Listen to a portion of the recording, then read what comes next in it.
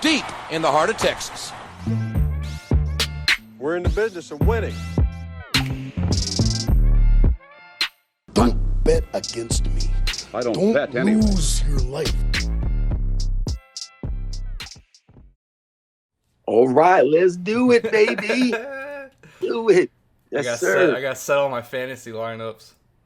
Yeah, nice. I wouldn't even know where to begin as a moderator of a debate. So good thing that you want to do it, man.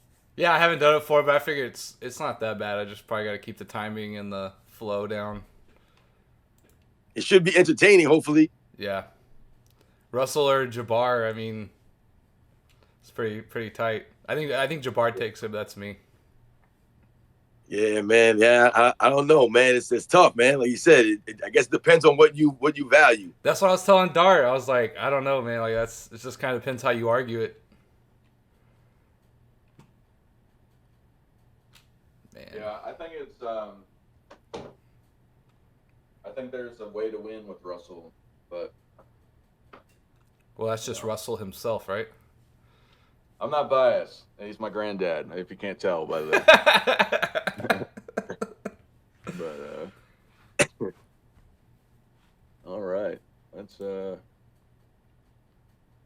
My stepmom, she used to say like, "Oh, I'm related to Davy Crockett somehow." My dad wanted proof, and she could never do it. He's like, "Well, I'm related to MLK." You know what I mean? yeah. Yo, when does the fantasy week end? It ends on the 30th or the 29th?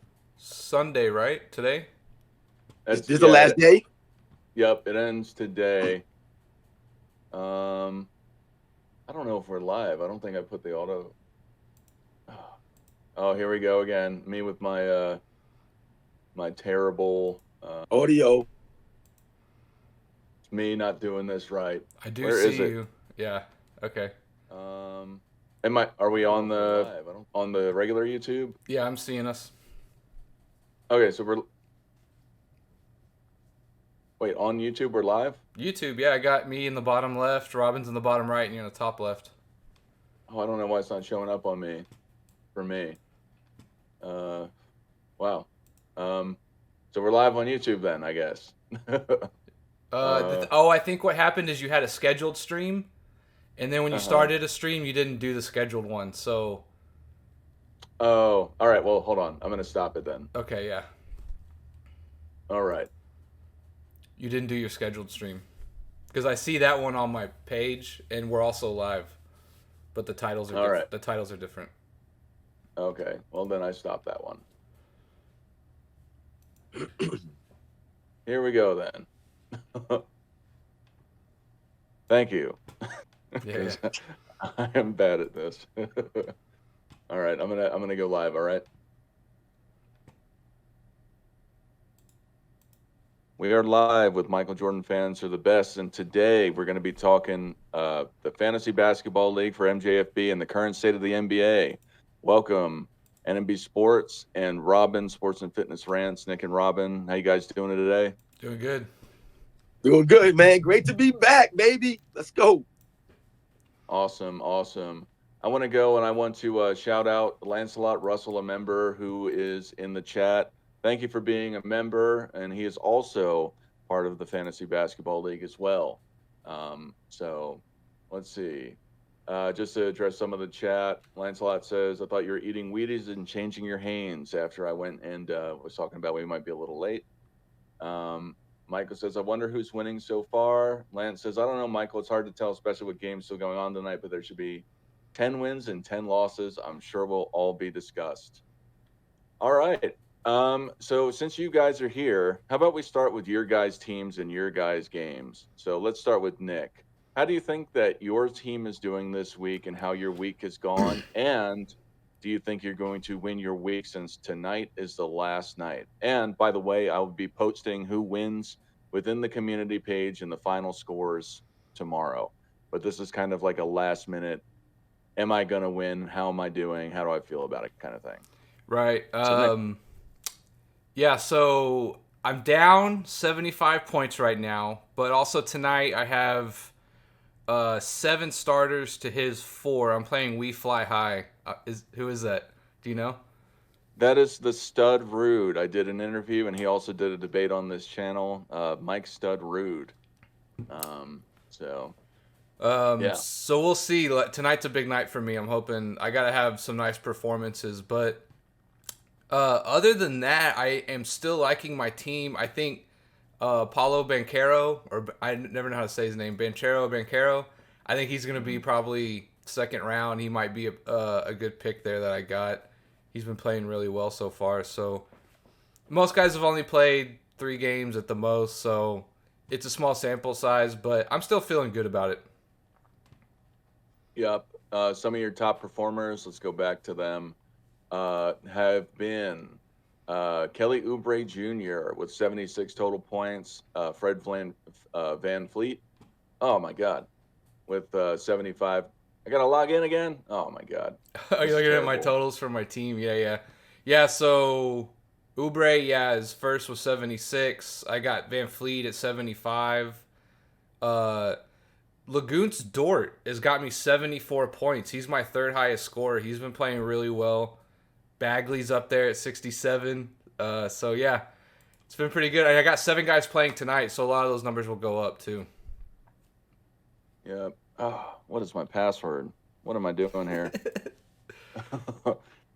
But yeah, what about for next week? Are you going to be dropping any players? Are you looking to pick up anybody else? I'm gonna do all that homework tonight because, I probably could make a drop or 2, but we'll see. Because like the guys that I have, I like. I'm probably not gonna find much better.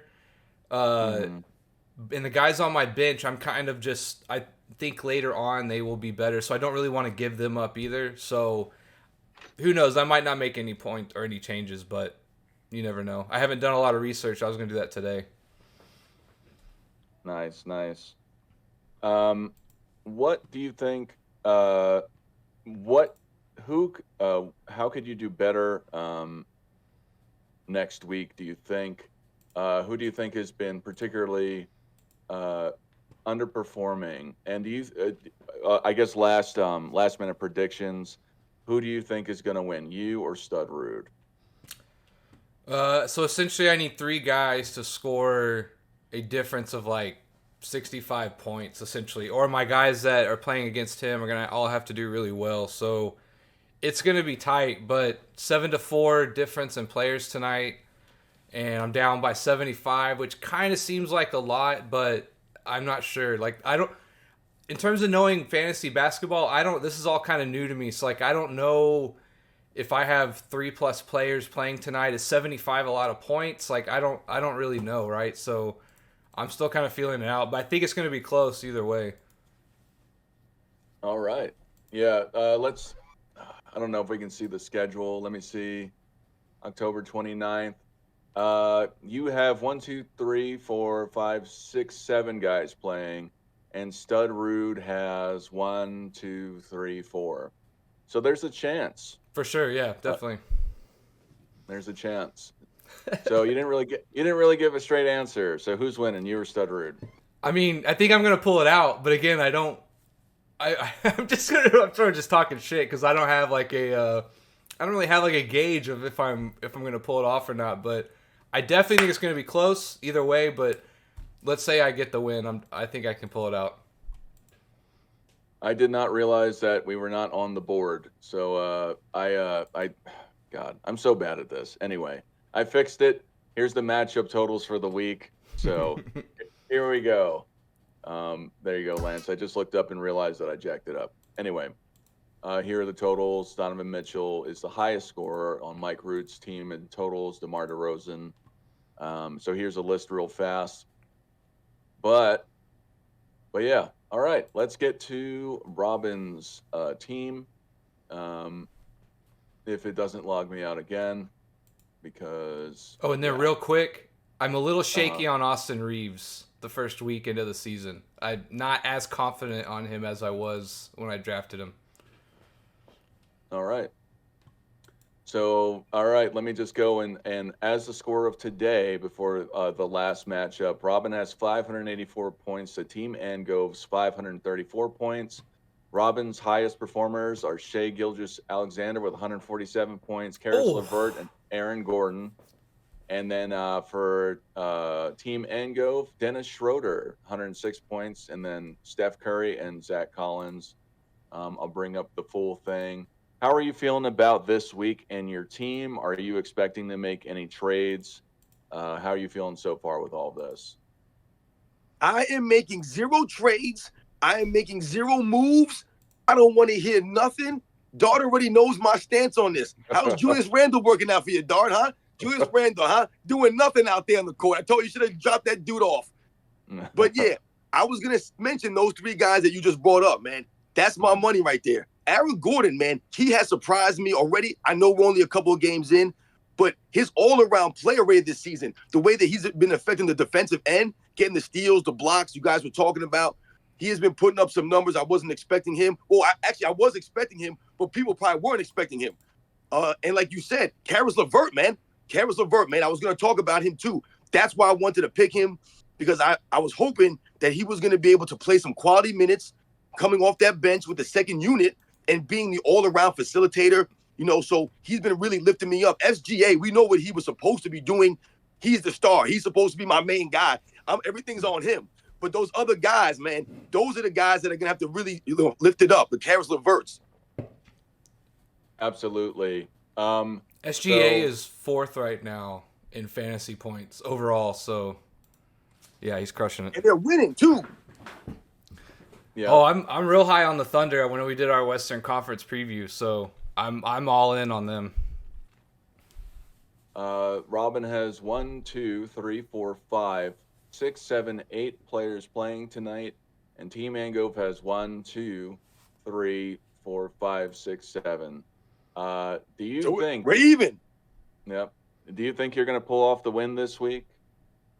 I don't know, because what hurt me the other night is Jimmy Butler was out, and because I'm not so savvy with this stuff, I forgot to move him and take him out. He wasn't going to play.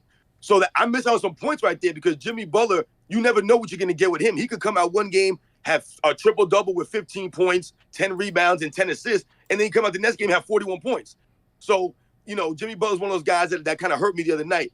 But this fantasy thing is interesting, because I was coasting up like 80 points at one point. I was like, oh, man. And then all of a sudden, I woke up in the morning, I was losing. So I was like, wait a second, what happened here? And like you said, man, guys were stepping up. Guys were making plays. And like you said, it's early in the season, so everybody's coming out with that energy right now. Everybody's got a point to prove. Because remember, in the beginning of the season, every team is good.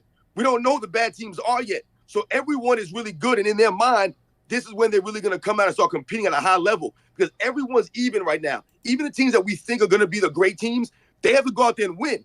And right now, you are what your record is. It says you are. Absolutely. I might have missed it. Are you winning this week or not? Well, right now, I'm going to say I'm going to win just because the guys that I've had, they've been performing for me. The only guy that I really missed on so far early in the season, we know, is Jackson Hayes. He hasn't really been doing what I thought he was going to be doing. Like I said, early in the season, he could turn it around or whatever. But early in the season, I thought he would have had a couple more blocks, maybe a couple more points early on. Absolutely. Absolutely. And for full disclosure, I had offered a trade to Robin, which he denied. He asked me to include Julius Randle in it, which I did not. It was Jalen McDaniels for Jeremy Sokin. I was trying to pull it off, and he told me no. I would have told me no too, but I shot my shot. That's your boy, man. Listen, man, I love you, Dart. You know you my boy, man. And I know you like that dude, Sochan or Sokan. I don't know how to pronounce his name. I hope I'm not, chopping his name up. But I was interested in this guy too, man. And when I heard you said you wanted him, there were a couple of guys that I wanted to get. Nick, he got my man Paolo Banchero, man. I was really hoping to get him, because I told you, Nick, I told you, Dart, when we did the preview for the Eastern Conference, I was high on the Orlando Magic this season, man. And you can tell already in the beginning of the season, these guys are playing, man. They got some young talent. The Wagner boys. I also wanted to get the Wagner boy, Moritz Wagner. I wanted to pick him, or France Wagner. I can't remember which one it was. But I was high on the Magic, man. Absolutely. Let me go back to the chat before we go to my game.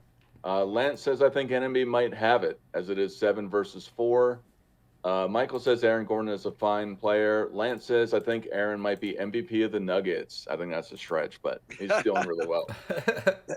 Well, RC, welcome. We got the full band here. Yep. All about fantasy basketball. And then we'll talk about the current state of the NBA as well. Michael says Julius Randle will have a great year, then have a mediocre season. Lance says Steph Curry is out tonight, so I think it's a lock for sports and fitness rants. So, yeah. All right, for mine. Me versus Greg Solomon, balling on a budget, former guest. It is kind of close. It's a 48-point difference. His top performers have been Tyrese Maxey, somebody I tried to pick up with 125 points. Marcus Smart, 111 points. He's doing really well. I did not think he'd be doing so well. Kentavious Caldwell-Pope with 74 points. My top performers are Kawhi Leonard, 96 points. Hopefully he plays more than 30 games this season. Julius Randle, 81 points, and Victor Wembanyama with 76 points. We'll go to the totals matchup. Today, actually, Tyrese Maxey, Giannis Antetokounmpo, who has not performed very well for Greg Solomon. Okongwu and Caldwell Pope will be playing. That's 4. And then I also have 4 people playing tonight: Kawhi, Wembanyama, Reggie Jackson, and Harrison Barnes. So I think that I can pull it off. Hopefully that Giannis stinks the place up again and my guys go off. But I'm hyping up my locker room. We're gonna get it done. We've got the heart and grit. We are Michael Jordan fans, are the best, so we're gonna win. But no, it's gonna be close. I really got to pull it off. I'm not in the lead. It's not really looking too hot for me. So I hope that we're able to do it, but I'm not sure. What do you guys think about this matchup? Do you guys think that my team can pull it off? But yeah. Yeah, it's looking a little dire there, but yeah, I don't know. I hope you get it, but I don't know. If I was a betting man, I'm not sure if I'd. It's gonna be close, man. I don't know, Doc. Yeah, I might just take this first L of the season, but I don't know. We'll come back. I got a lot of trades. I got a lot of new guys coming in. A lot of guys have been underperforming on my team. So you played the long game. The picks that the guys that you selected in your draft, you picked the long game. You took guys like John Morant, Ben Simmons. So like you're playing the long game here. Your early season successes or non-success is not really gonna be anything that you shouldn't really expect. So like you said, you might take these early losses, but it might pay out in the long run. Yeah, I sadly don't have Ben Simmons either. I wanted Ben Simmons. Oh, I thought you had him. I thought you had him. No, I definitely wanted him. But yeah, I got some upcoming guys that you'll see next week. But yeah, we'll get into the next matchup: Team T and Team Rayner. Team T's top performers: Scotty Barnes, Luka Doncic, both at almost 160 points, and then Kayvon Looney with 64 points. Team Rayner is the one with the Joker, who has only had 111 points. R.J. Barrett with 93 and Ben Simmons with 80. Going to the matchup real fast. So it is a wide difference by nearly 120 points. Team Rayner has 1, 2, 3 guys playing, and Team T has 1, 2, 3, 4, 5 guys playing. I still don't think that Team T is going to be able to pull it off. What do you guys think with this one? Yeah, it's kind of interesting because Team T has 2 out of the top 3 players in fantasy right now in terms of just overall points. So it's a little interesting that he's down by that much. But yeah, it's not. I think he's cooked, to be honest with you. I think he's done. Yeah, it's like those secondary guys, the main stars that you said, those top 10 guys, those top 20 guys maybe, they're going to get theirs. But it's the other guys that you have to kind of get lucky on and see how they develop. When you talk about Jokic being a little bit down in fantasy, once again, we must remember it's only a couple of games in. But we just talked about Aaron Gordon earlier. That's part of the reason why Jokic's numbers might be a little bit down. Someone like Aaron Gordon has actually been changing his kind of game and affecting fantasy, so to speak. We all know that Jokic is the MVP of the Nuggets. we could say that maybe Aaron Gordon could be considered maybe the second guy compared to Jamal Murray. Maybe they're battling out to who's more of the second MVP, so to speak, on that team. You can argue Aaron Gordon because he affects both ends more than a Jamal Murray would. Yeah, people also forget, like, Gordon and Jokic run a pretty good big man 2 game, essentially from the free throw to the block. Gordon gets a lot of dump down looks from Jokic from the free throw line area, which is fun to watch. Like, I love it, but people don't realize how much those two guys have their own 2 game that they run a lot of the times, outside of a point guard in Jokic, right? So, yeah, Gordon's fun to watch. I think him being your third guy on a team like that, I think is a good spot for him. I think he's really been playing like really good the last 2 or 3 years. One thing to note for Team Rayner, although he's winning this week, Anthony Simons is out with, I believe, a knee injury. So that'll be a big deal. And things that may have affected Team T is Darius Garland and I believe what's his name? Draymond Green. Both were out this week. They both were injured. So, yeah. He's playing tonight, right? Draymond Green's back tonight? I'm not sure. I think he might be back tonight. All right. Before we get to the next one, I'll address the chat real fast. RC says it's too early in the NBA season to say who's going to really ball out record-wise. Season still got Similac on its breath. Lance says, I don't think your team can pull it off. Well, thanks, Lance. RC says the Pelicans lost to the Wizards yesterday, and Lance talks about Anthony Simons being out, so he isn't playing tonight. 5 versus 2. All right, so for the next team, we'll talk about Lance's team versus Team Kelvin Welks. Team Kelvin Welks versus We Officially Win. Team Kelvin Welks' top performer is Jaren Jackson Jr. with 109 points, Anthony Davis 102 points, and OG Anunoby with 71. Lance's top performers are Sabonis with 110, Alex Caruso with 98 points, and Paul George with 97 points. Lance is up by 30 points for Kelvin Welks. He's got 1, 2, 3, 4 players playing tonight. And Lance has 1, 2, 3, 4, 5 players playing tonight. What do you think about how this is going to turn out? Do you think that who do you think is going to win? This is the matchup of the night, if you ask me. Welks is down by 30 essentially, and Welks has one more player or one less player, 2 less players. So yeah, this one's gonna come down to the wire tonight. I'll take We Officially Win. He's got 5 guys playing tonight. Maybe a better chance one of them goes off or something like that, but I think he probably gets the win. Yeah. How about you, Robin? What are you thinking? Yeah. You cut out. Your volume's Robin, out. your audio cut out. Me? Oh, there you go. Now, yep. Yeah, I don't know, man. I think it comes down to some of these defensive guys, man. That this guy, he has an Anunoby. I don't know if he's going tonight. I don't know if he's playing tonight. Jaren Jackson Jr., Anthony Davis. I'm not sure if the Lakers are going tonight. These guys have with that stuff. Hold on, guys. I got to take a phone call. Okay, No worries. that's probably what it is, yeah. Yeah, that makes sense, Yeah. actually. But yeah, I think Lance will probably get it this week. In short, he's got a lot of good guys playing tonight as well. Lance says the Terrence Ross slip was awful, but we got it.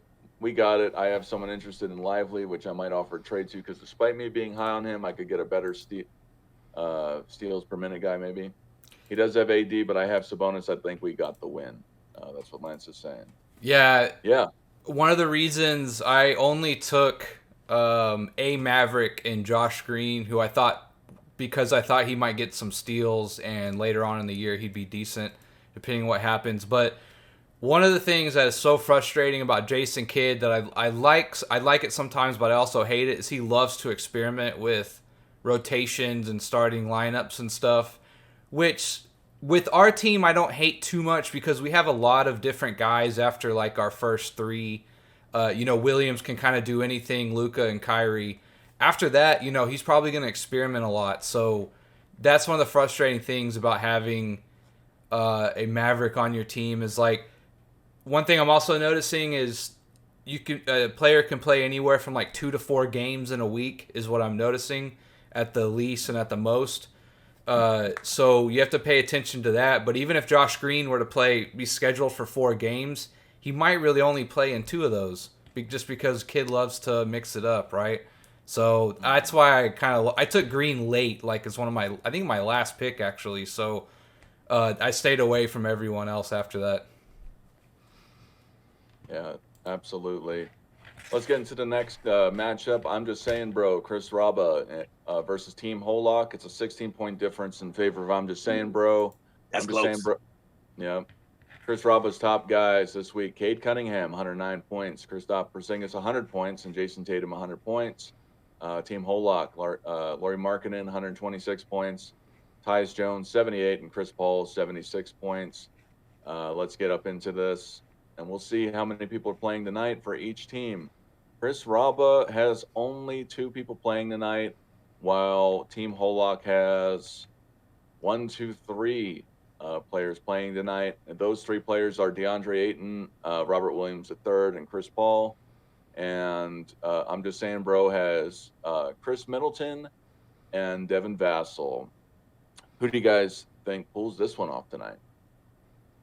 I would go with I'm just saying, bro. Even though he's got one less player, I think Vassell and Middleton will keep that 16-point lead safe. I've been sleeping on Devin Vassell. I watched him play the Mavs.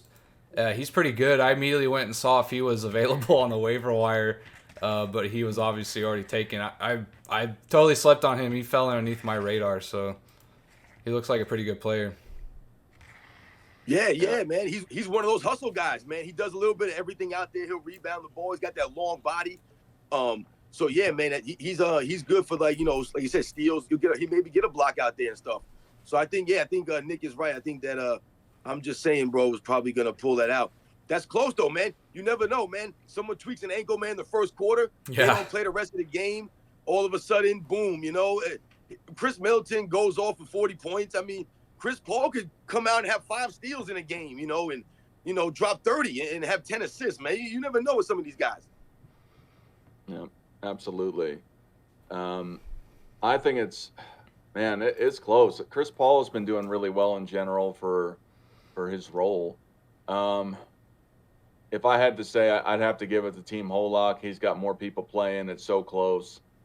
I got to give it to him. I just plainly, and he's got good guys, like particularly his star performer, Lauri Markkanen's back on there. I think he comes away with the win. But the Jazz are playing tonight again too? Yeah, I believe so. Did they play last night, the Jazz? No, yeah, I think the Jazz played last night. I'd have to look. No, I'm saying they might be on a back-to-back. Mm-hmm. Yeah, they might. The next one that we're going to talk about, Don's Demons and Barnes & Noble. Don's Demons is up by 50 points, 691 to 641. Duran is his number 1 guy with 160 points. Thomas second with 104, and Chet Holmgren with 90. Barnes & Noble's top performers are Evan Mobley, 122 points, Tyler Hero, 105, Bam Adebayo with 91.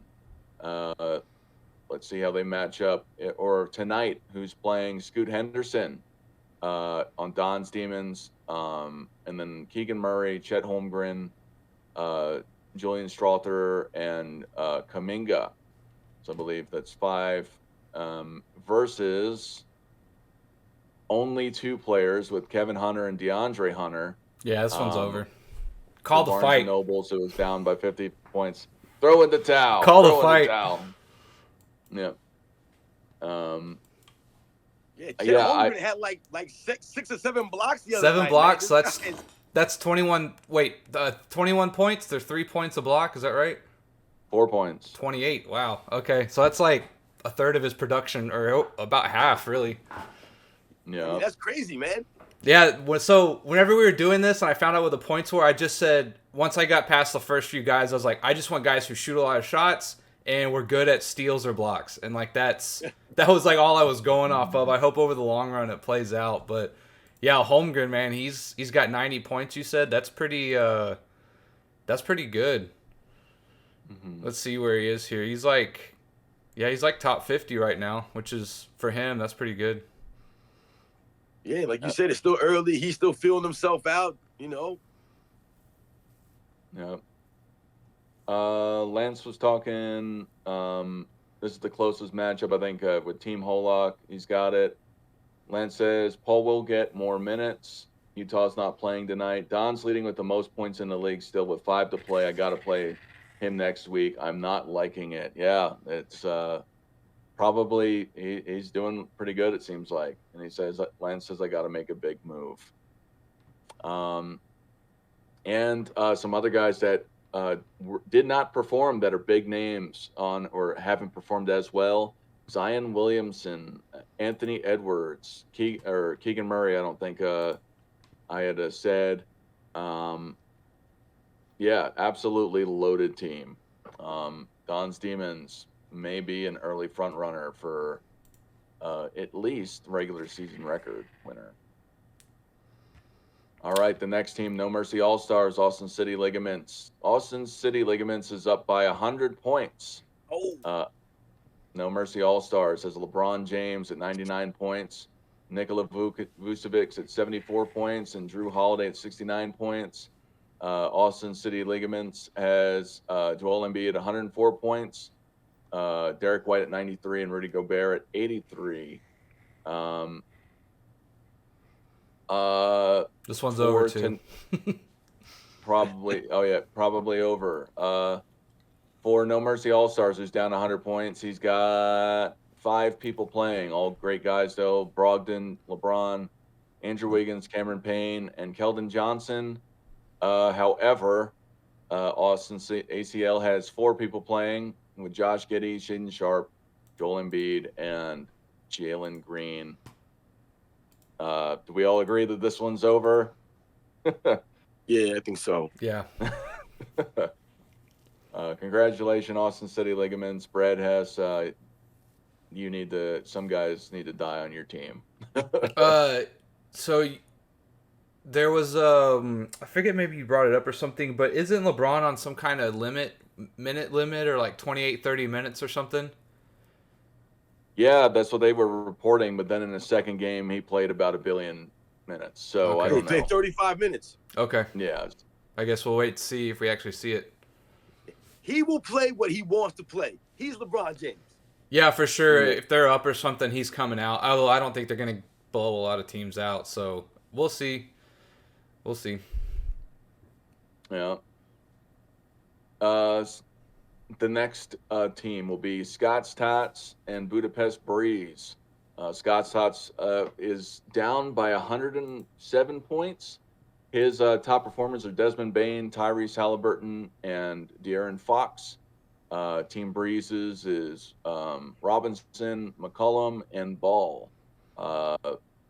Although Breeze does not have anybody over 100 points, he is significantly beating Scott's Tots team for his top performers. People playing tonight, Scott's Tots has 1, 2, 3, 4, 5 people playing. Budapest Breeze has 1. Do you think that he can make up the 107-point difference? Now, this is interesting because he's only got one guy playing. Yeah. Who is Michael Porter Jr. And Scott's Tots has, Easton is out, so it's actually less than that. He's got Christian Wood, De'Aaron Fox, Trey Jones, and Pokaneski playing. Yeah, you think he can make the 105-point difference with only facing one person? While interesting, no. He'd have to have all of his guys average like 25. I just don't think that's not going to happen. I think he's done. It's interesting though. I mean, I guess it's like it could happen, but I don't think it will. Yeah, I don't see it either, man. It's tough to make up that kind of difference in a fantasy when, like you said, you only have one guy going and they have the other person's going. But the guys that you really have going, they're not really going to put up those numbers. These aren't like the top guys, because both of these teams, even their top guys, haven't been performing like the top guys. You mentioned Halliburton. He's been okay, but he's probably not where people were hoping he was going to be at in the overall numbers. He hasn't really been scoring that much. He's been, dishing the ball like we know he could. But yeah, some of those guys, they haven't been putting up numbers. So yeah, I don't know if we're going to be able to make up that kind of difference.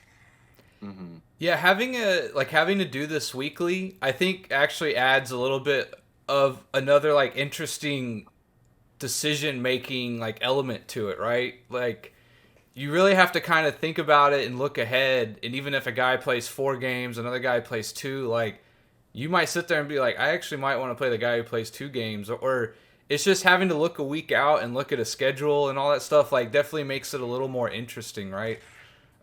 You have to think about, will this guy maybe sit a game or rest a game or have his minutes reduced, or yeah, it's definitely pretty interesting, I think. So I actually had somebody approach me in the league asking for it to be changed individual. I forget who it is off the top of my head. I put a league manager poll out. I said it has to be a 2/3 vote for the entire league to change it, because up front it was said to be weekly. So far, it's not even close to the 2/3. However, many people haven't voted, but still, yeah, I like it weekly. I voted for weekly, so I think I like the dynamic of just not knowing. You know what I mean? And if your guy gets hurt or he sits out, it's tough, because otherwise, if you just play individual, you can just slot somebody in there. You know what I mean? So Yeah, I mean, I wouldn't be opposed to individual if this was like a league we paid to get in, and it was more competitive, and you knew everyone was gonna be on the up and up, like daily making their schedules. But first year, 20 teams, like I would say weekly's probably good for what we're trying to do here. But that's my 2 cents. yeah, yeah, exactly. Go to the chat before we get to the next game. Well, actually, I think that Scott's Tots is going to be able to pull it off. I'm rooting for you, Scott's Tots. There's one guy here. Let's see. Well, he's got what? Porter Jr. Porter Jr. can maybe hit some threes. Maybe he get a block or 2, maybe a steal or 2. So yeah, maybe he has a potential to keep. Porter's on the winning side right now. Oh, my bad. No, that's all right. But like, yeah, I mean, even Porter, if Porter has a good game, then it's definitely over. There's no way if Porter gets like 20 points or something, there's no way that I think he could overcome like 130 with 4 players. Yeah. Let me go to the chat before we get to the next game. Michael says players should be fined $10 million. Stop the load management madness. Lance says, let's show some mercy for no mercy. They did, Michael. There's a new rule. Load management for only players over 35. Michael says, laughing out loud, LBJ never listens. Darvin Ham is a puppet. LBJ is the coach. Lance says, LBJ been a player coach the last 7 years. Todd's have a chance, but I think Breeze barely scrapes by. MPJ is just going to do enough. Lance says, the poll looks like it's going to stay weekly. I voted for every day, but yeah. So, yeah, I think weekly's better for this. It's a more of a casual group. So, yeah, next year maybe you can like ask some people like if you want to do a serious league or something. But for this, I think weekly's probably good. Yeah. For the last game, and I figured out what MJGHDK stands for. It stands for Michael Jordan got his dad killed. David Robbins. He revealed what that acronym stood for. My gosh, that's hilarious. I'm not playing this guy, man. I've played all games against him. I'm not playing against this man or person, whoever it is. That's insane to me. Put out a poll. If we get 2/3, he has to change his name. Oh yeah, no, he told me it's just a joke. He doesn't believe that that's actually funny. happened. That's funny. But and then Gerard Williams, former guest on the show. Gerard is up by 10 points. 463 to 453. Kevin Durant, Eric Gordon, and Clint Capella are the top scorers for Williams. Wow. And top performers for David Robbins is Jalen Brunson, Josh Collins, and Kyle Kuzma. Let's get more into the weeds and let's see who's playing tonight. For Gerard, Dame Time is playing tonight. Cam Reddish is day to day. I don't know if he'll actually be playing. Jay Crowder, Clint Capella, and Kenyon Martin Jr. So that is 5. David Robbins has only 2, Bobby Portis and Eamon Thompson. I think that Gerard's going to come out with this win. He's just got too many people playing, and he's up already. Yeah. What do you guys think? Yeah, this one's probably done after tonight. Yeah, he's got Damian Lillard going, man. This guy could put up 60 points tonight. Yeah. Yeah, Bobby Portis and Eamon Thompson got to show out, and the other guys got to just flop. But yeah, so tomorrow in the community post, I will go and release who actually won, put the final scores so that everyone can look at it. And then I will also, well, I guess I don't have to share it with the fantasy group because you could just look in the app. But I will put it on that. And then, yeah. Anyway, let's get into the current state of the NBA. What do you guys think about how the NBA is going so far? Specifically, what I'm assuming some of you guys. I know that Nick at least watched one game. Have you watched any actual games, Robin, or have you just been following on the fantasy app?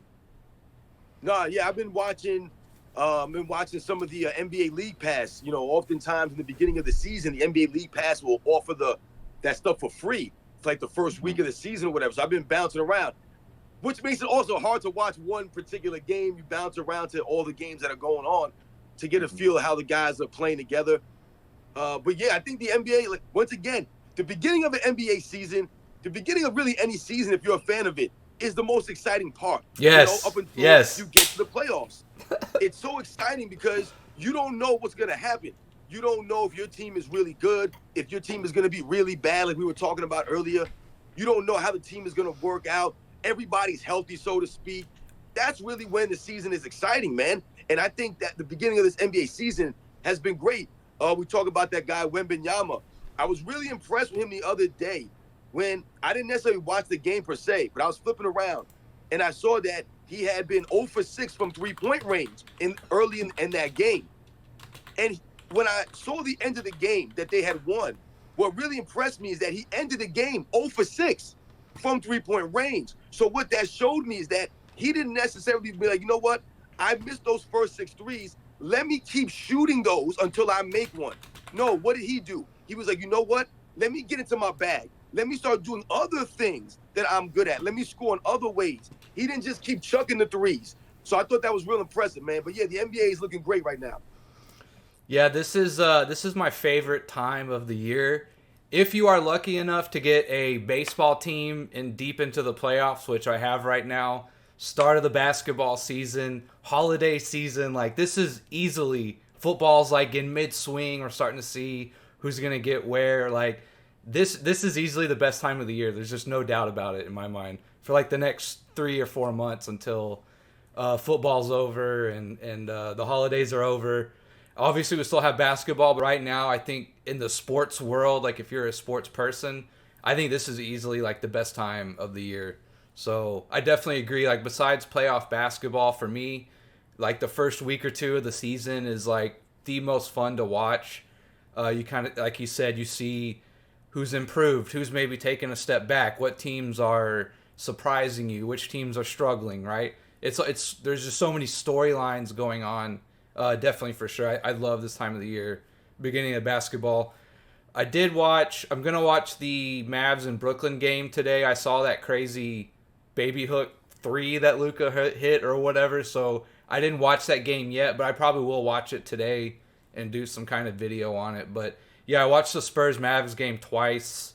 That was a really good game. I think Wembanyama, I keep wanting to put a B at the end. I think he looks good, man. Like I didn't watch a whole lot of his stuff, I won't lie, because I'm a biased American, and I just figured I'd see him when he get here. And if you don't play college ball here, I probably don't see a lot of you either, right? Just kind of the way it is. And but yeah, I thought he looked good. He looked mentally and physically. I thought he looked sure of himself, which he didn't look hesitant. He looked like he's ready to play. He can be aggressive. He has a little bit of finesse. I would like to see his mid-range game come around a little better. That's my only, watching him for one game, that's my only critique. He took a lot of threes, but other than that, man, yeah, like Luka's been killing it, so like I'm in a good mood. Luka's been off the charts right now, so yeah, I'm obviously in a good mood. And the Rangers lost last night, but that's okay. So yeah, I agree totally with Robin said. This is the best time of the year. Yeah, I think so too. It's exciting. You get to see especially if you are interested in the rookies, if you got a high prospect coming in the league and you got no idea how they're going to show up. And that's why I'm excited about Wembanyama too, being a Spurs fan. And like you guys said, I am kind of upset that he kind of leans and just kind of hangs out 3-point line. Now, granted, he ain't going to break his legs out there, hopefully. Right. But I mean, he's a monster in the paint. I want to see him get down under the basket and just bang and get free throws. But I'm not a pro. Everyone, I guess, shoots 3-pointers nowadays. Not a coach, but to me, it seems like he's an absolute monster in the paint. And I mean, he's 7'4". Even if you, like you're saying, Nick, if he just gets into the mid range and puts that threat out there, takes one step and dunks it, if he's able to, just out of the post with a jab step or something. But yeah, I'm excited. But I do have to say, in comparison to the NBA seasons of old, they got this commercial out with Boban where he's announcing the game, and I feel like this is how most of these games are. He goes and he's like, he's bouncing the ball, he's bouncing the ball, he's bouncing the ball, and it just seems like there's a lot of guys that just do ISO. There's not a lot of passing. I saw that with the Kevin Durant game the other night, and I forget who was announcing. I think it was Jeff Van Gundy. He's like, somebody has to get open so KD can pass the ball to him. I'm like, dude, that's not how they're playing. They're playing where KD has the ball, and they sit and wait for, they give him room to operate and just hope that they get a pass. So it's like, dude, they're not going to run any plays to get somebody else open. So what do you guys think about that whole aspect of the NBA? Do you agree with that, or have you seen in other games less ISO and more play calling? Go ahead, Robin. Yeah. Well, listen, man. I mean, when we're talking about the excitement of an NBA season, that's part of it. You don't know how these guys are going to play. Are they going to continue to keep pushing this same stuff? Like you said, everybody's chucking up threes now. Everybody's playing a similar kind of game. It's either you chuck a three or you do a one-on-one and you're dribbling the ball all day. And you're right on the money, dog, when we talk about the excitement when we were younger and you're talking about previous eras, right? You're talking about the 80s, the 90s, the early 2000s. The excitement that you had watching basketball at that time, and it wasn't just the beginning of the season. The entire season was something that you just loved watching because you understood the competitiveness. See, that's what we must always remember. It was about the competition that we respected. You didn't have to win 5-6 championships to be remembered as a legend. You had to compete, right, and play the game the right way. And that's what we respected about a lot of those things. A lot of these guys have personalities. These guys are weirdos now, some of these guys, man. Their personalities, I don't get some of these guys, man. The personalities of some of the guys that we grew up watching. These guys have personalities, man. They were funny. They had charisma. They had a swag to them, So, that was part of the NBA and why we enjoyed watching it and what you waited for.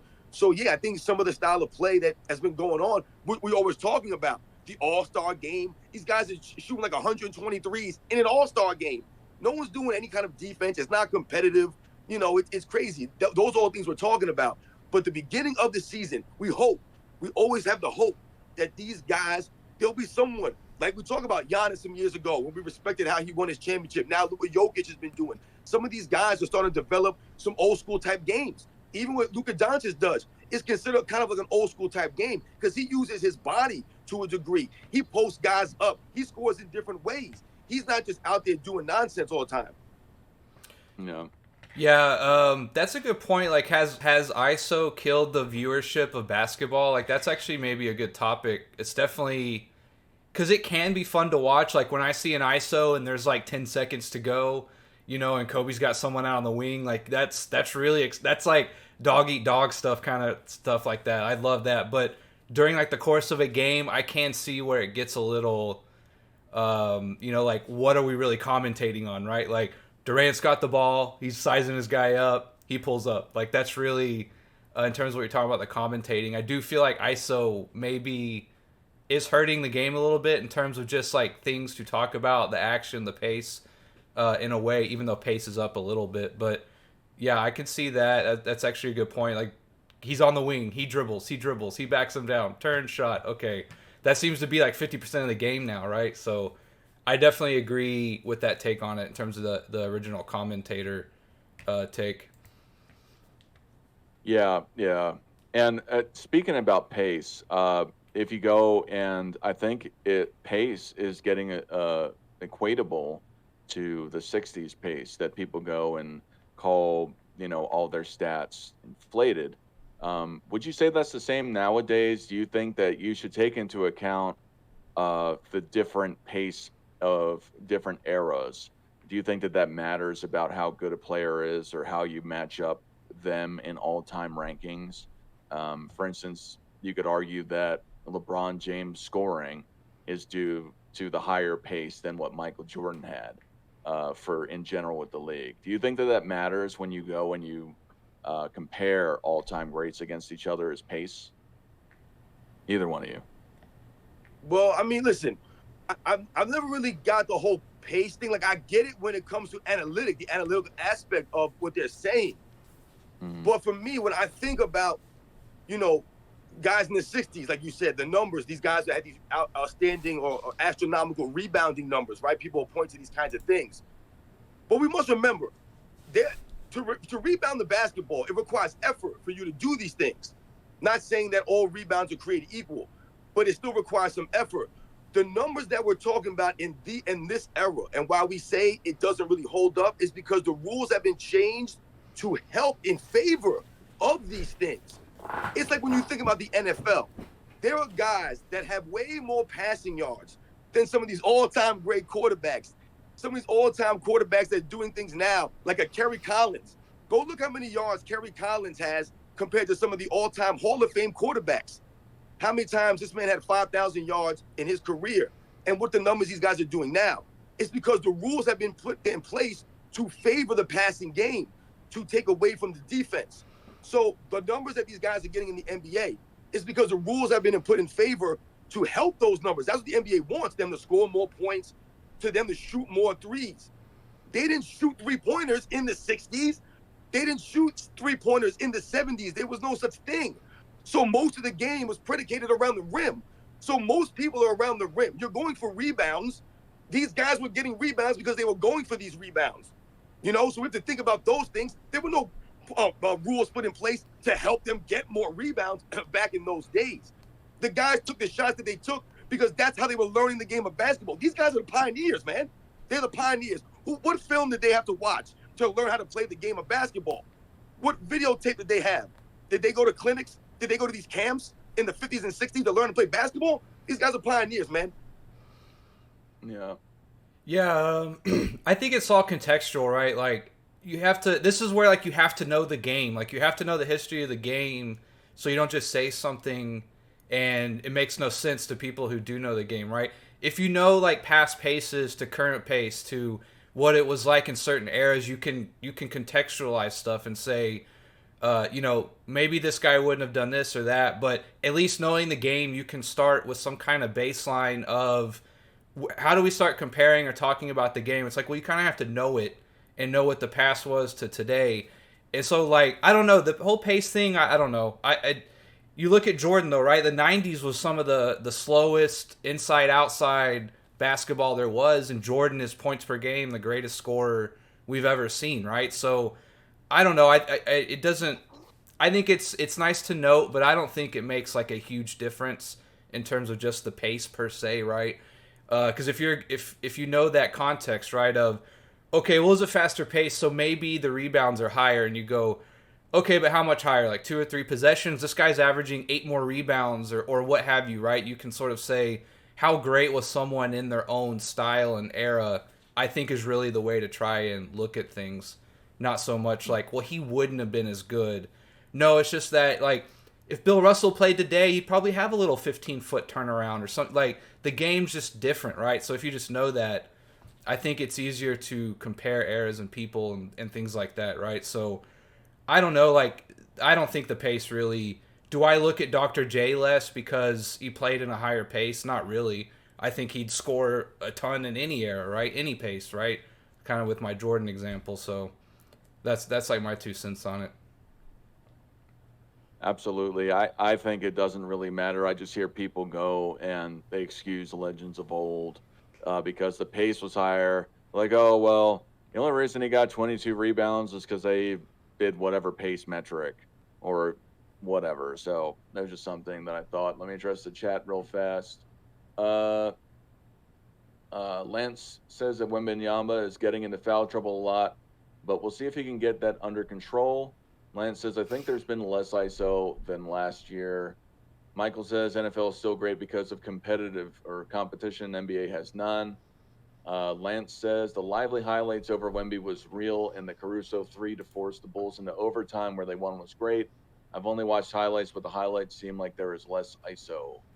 Ayana, welcome Ayana. The current pace is on par with the 80s pace with possessions per game. 60s pace is way faster, but not as high scoring because they didn't have a three-point line. 80s pace is actually faster than today's pace. Lance says, I agree, haha. King Breeze, welcome. I don't know if you saw the coverage, but or wait, is this Kallenberg? If it is, great. Actually, I don't think it is because Kallenberg's white and you gave the black strength arm. But anyway, peace, Jordan Gang. Thank you. Exposed through color emojis. Yeah. Lance says, see ya, Breeze. Yeah, but thanks for the shout out, King Breeze. And then thanks for that information, Ayana. But yeah, I mean, I'm excited. I think the league is in a good place, especially with these guys that are coming out like Wembanyama, Chet Holmgren. I would like to see a resurgence of the big man, but I also am biased to that because whenever I play basketball, I usually play that role. So, you know, I like the post game. I like just seeing big guys just, you know, dominate the game, get the ball more. So. Do you think there's going to be a big man resurgence, or is it, or do you think it'll still be guard centric for years to come? Yeah, it's all about revolutions, right? Like why is it like it is now, right? Because you know it used to be a big man driven game, right? Well, there's not a lot of 7-footers walking around, right? But as the game expands and kind of explodes, right? You have your average person that plays basketball is not 7 foot, right? They're all, if you're lucky, you'll be 6'4", right? So I think it's kind of becoming this thing where, well, where is the athleticism? Where is the talent? Well, more of those guys are going to be guard heavy. And, you know, you think about kind of how the Warriors took down the Mavs kind of thing, right? I just want to put out the 5 best players I have. We're going to spread the floor, shoot the 3. Well, as a counteraction of the big man that came around, there will be another revolution where even guys who might be like a Chet Holmgren or Wembanyama, like a more of a skill set big man, they will start to go back down into the post, right? Slow the game down, take over the pace, right? It's just a revolution of things. I think it's just how it works, right? You know, the only knock against the big man, right, is injury prone.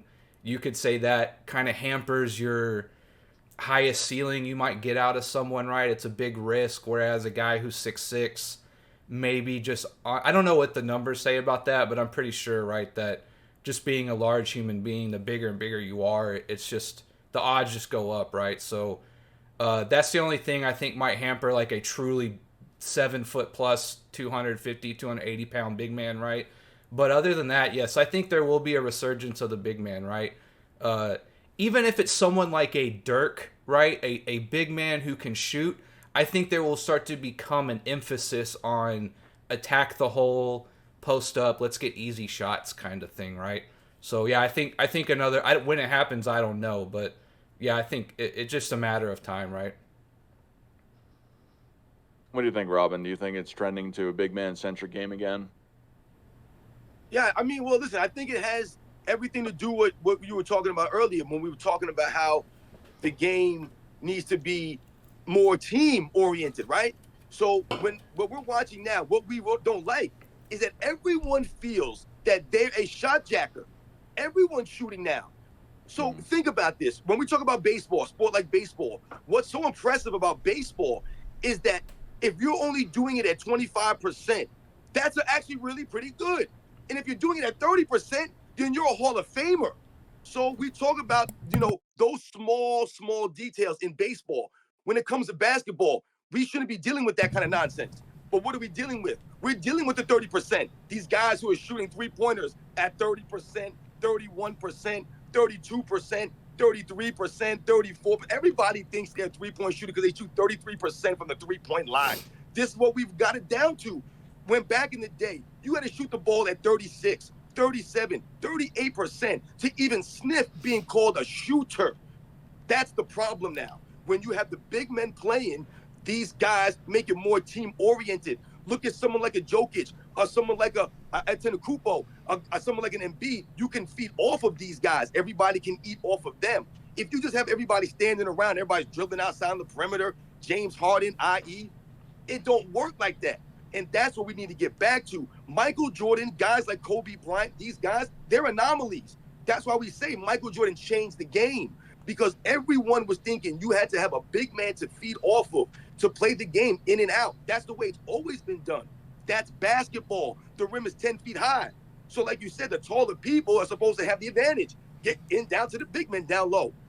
Once again, what do they always say? Oh, these guys are bigger, stronger, and faster. And what did Nick just say? There's no 7-foot people in the NBA like that. Back when I was growing up watching, every team had at least 2 legit 7-footers.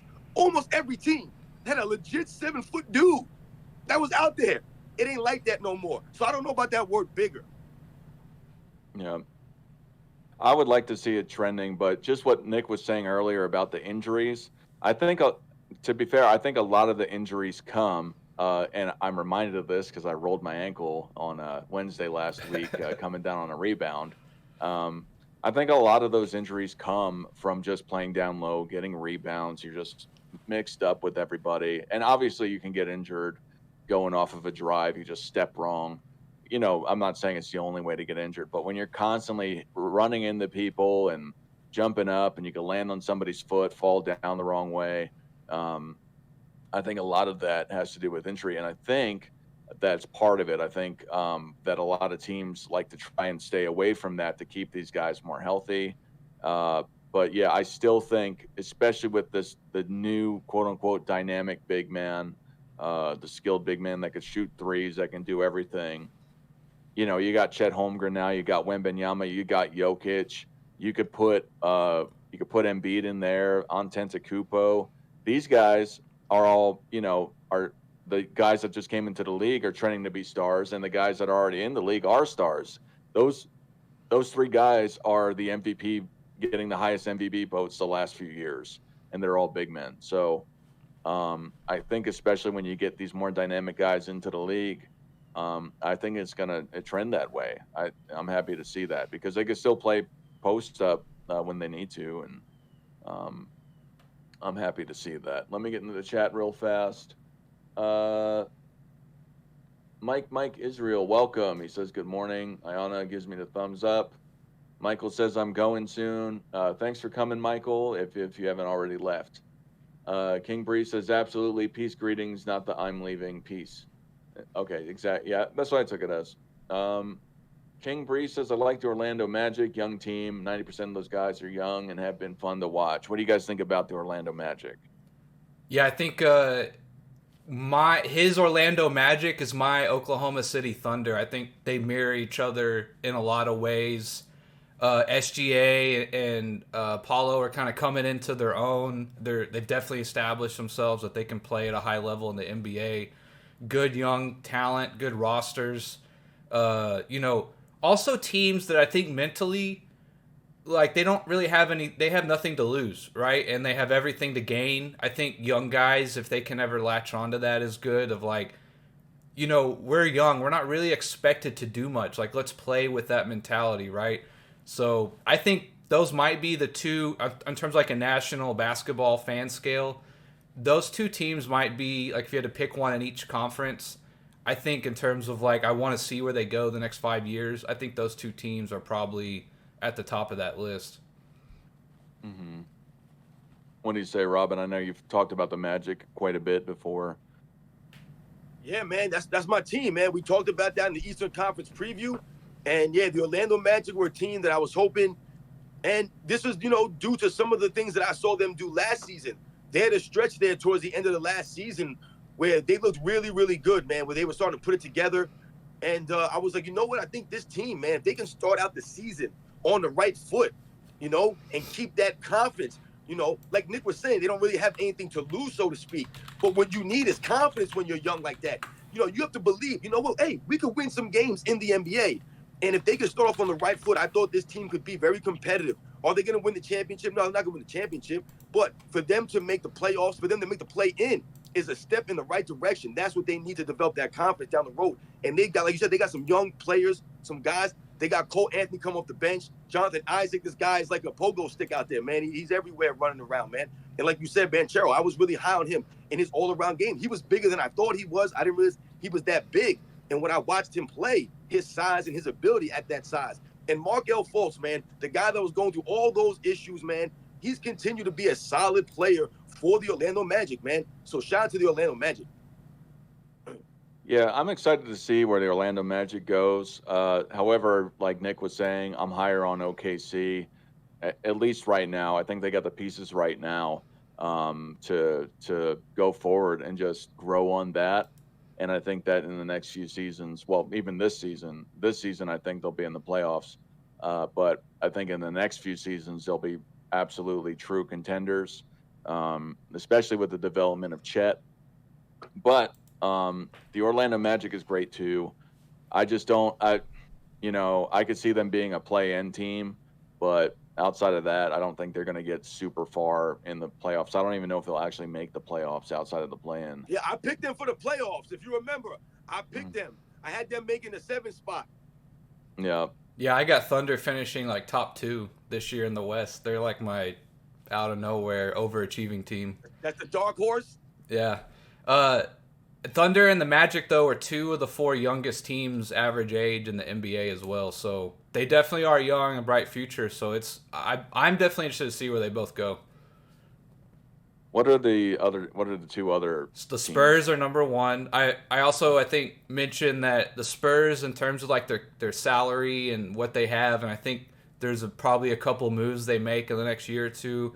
They'll probably get another decent draft pick this year. Depending, you never know if they're a play-in team or playoff team, then maybe not. But I think they're a couple moves away, and they're right after the Thunder. I'm really interested to see what the Spurs do the next 5 years too.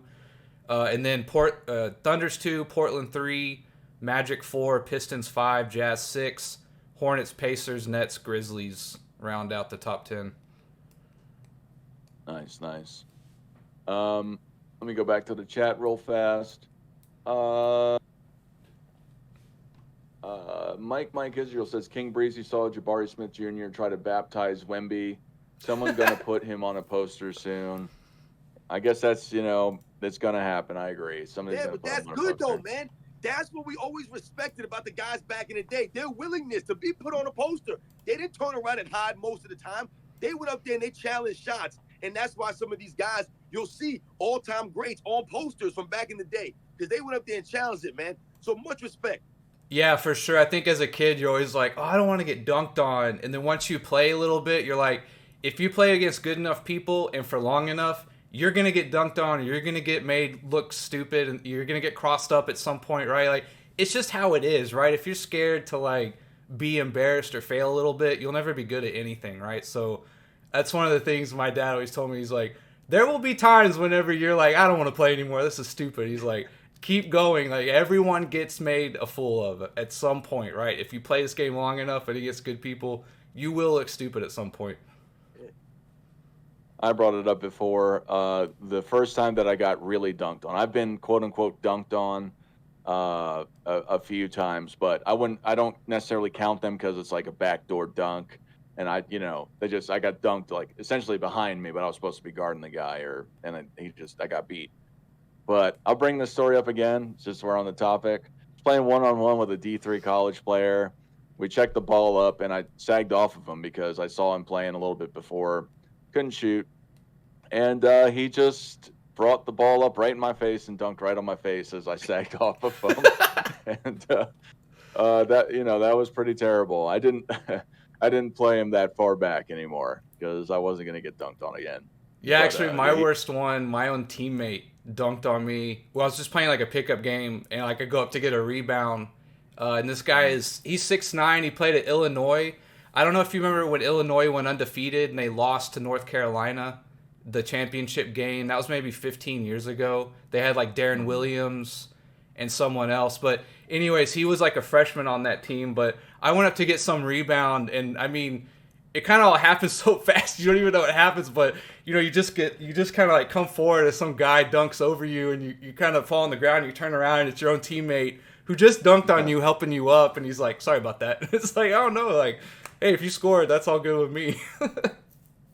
Yeah. King Bree says facts. When the guard would beat him, man, he had to do two bigs to deal with at the rim. Ayana says Orlando and OKC will be very scary in the next few seasons. King Bree says facts, bro, and shout out to the Thunder. Holmgren is on his way. Mike says Ayana definitely. I see that too. And Monty Williams in Detroit, they're a move away from competing for a play-in. What do you guys think about the Detroit? I'll be right back, by the way. I had to do a deep dive on Detroit. I haven't kept up with them too much, but yeah, they're the fifth youngest team too, so we'll see what they can do. I guess like they just don't seem like they've taken like that next step to me yet. I mean, they did look a little better last year, but got to get to a certain amount of wins before it's like, okay, can you guys build off this? Maybe that year is this year, but I haven't followed them too closely, to be honest. Yeah, I wasn't too high on the Detroit Pistons in the Eastern Conference preview that we did coming into the season. However, I did not remember that they had Monty Williams as the first year as the head coach there. And I do have a lot of respect for his basketball acumen and what he brings to the table as a leader. He's always been a pretty solid coach. So it'll be interesting because they had a good win the other night. I can't remember who they beat exactly. But yeah, Cade Cunningham has looked pretty good in the early of the season. Like you said, they're one of the youngest teams. They got some interesting players. If these guys can show some improvement, I think Monty Williams could be a key there. So yeah, I think one of the people said in the comments that they could be a playing team maybe in a year or two. Absolutely. If Monty Williams can, like I said, develop some of these guys, and some of these guys can, show to be, because some of these guys are top draft picks, man. So hopefully they'll be able to do something, man, because they've been bad for a while there in Detroit, man. It's been like purgatory down there, man, since really like the early to mid 2000s. They really haven't been anything. Yeah, they beat the Hornets and the Bulls back to back, so that's nice. I think they're 2-1. So yeah, I have to go. One player I do really like that the Mavs were maybe looking at this past offseason was Bojan Bogdanovic. I think is how you say it. I really like his game. I was hoping they would get him, but outside of that, I don't know much about the Pistons. I'm not gonna lie. Yeah, he's a good player, man. I like him too, man. He's a little old, so I was hoping maybe they'd sign him to like a 2-year deal or something, but he just re-signed with the Pistons. So I think he gets traded this year, probably. I think if they're this young team and they're rebuilding, he's a nice trade piece. I think they probably move him this year or next. That's just my 2 cents. We'll see what happens. Mm-hmm.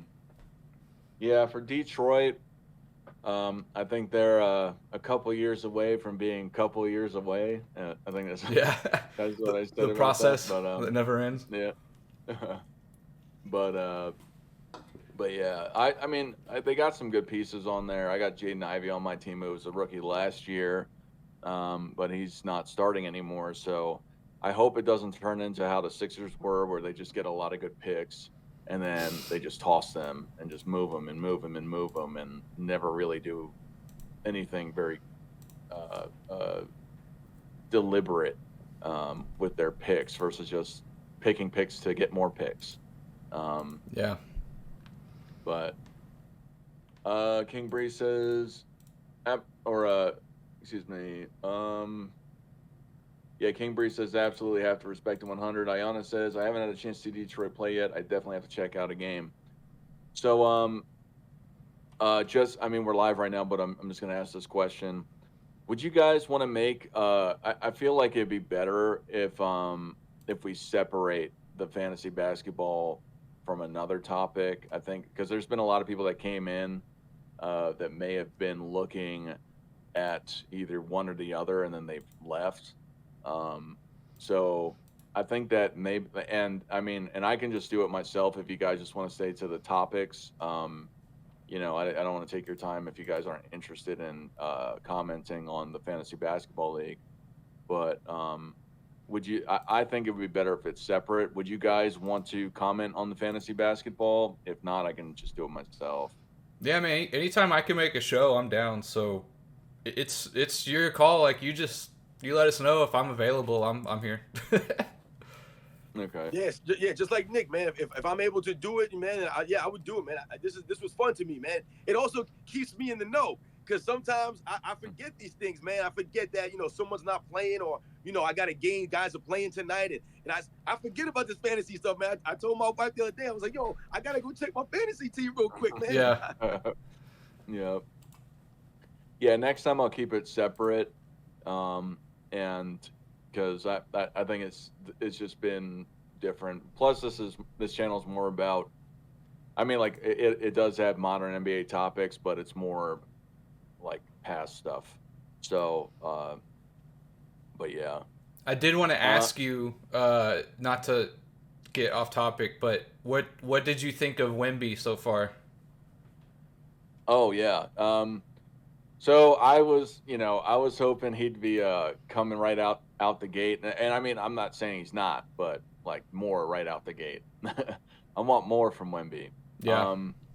But realistically, he's doing great. But I like Lance was saying, he's been getting into foul trouble. A lot of things just haven't, and it's only the first couple games. Like I think that he's gonna be able to come out and do better as time goes on, but they keep putting him in foul trouble. He keeps getting in foul trouble when they plan for that, and it's affecting how well he's doing. Like Robin was saying, just chucking up those threes, I think he should go inside more. I'm not saying just forget about the three because he can hit them, I guess, sometimes when he's not going 0 for 6. But I think he should focus on, leaning on his physical attributes more. Yeah, I mean, even against the Rockets, I mean, and efficiency-wise, maybe like some stuff to improve on, but he still had 3 blocks, 3 steals, 12 rebounds. Like, I think I'm getting a little higher on him as I see him play, to be honest with you. I'm always one who likes to reserve and be like, you have to show it to me in the NBA before, like I kind of start making a real assessment. But like, I thought from the game 1 against the Mavs, I was like, yeah, I think he's ready. Like sometimes, 7-footer, they're going to be soft from Europe, right? Like Dirk and that kind of stuff. But he looks ready. Like I think he's going to be just fine. He might be everything he's cracked up to be in terms of what they think he can be. Yeah. What do you think about Wembanyama, Robin? Yeah, well, like I mentioned earlier, I thought it was very telling about him that he didn't just keep shooting those threes.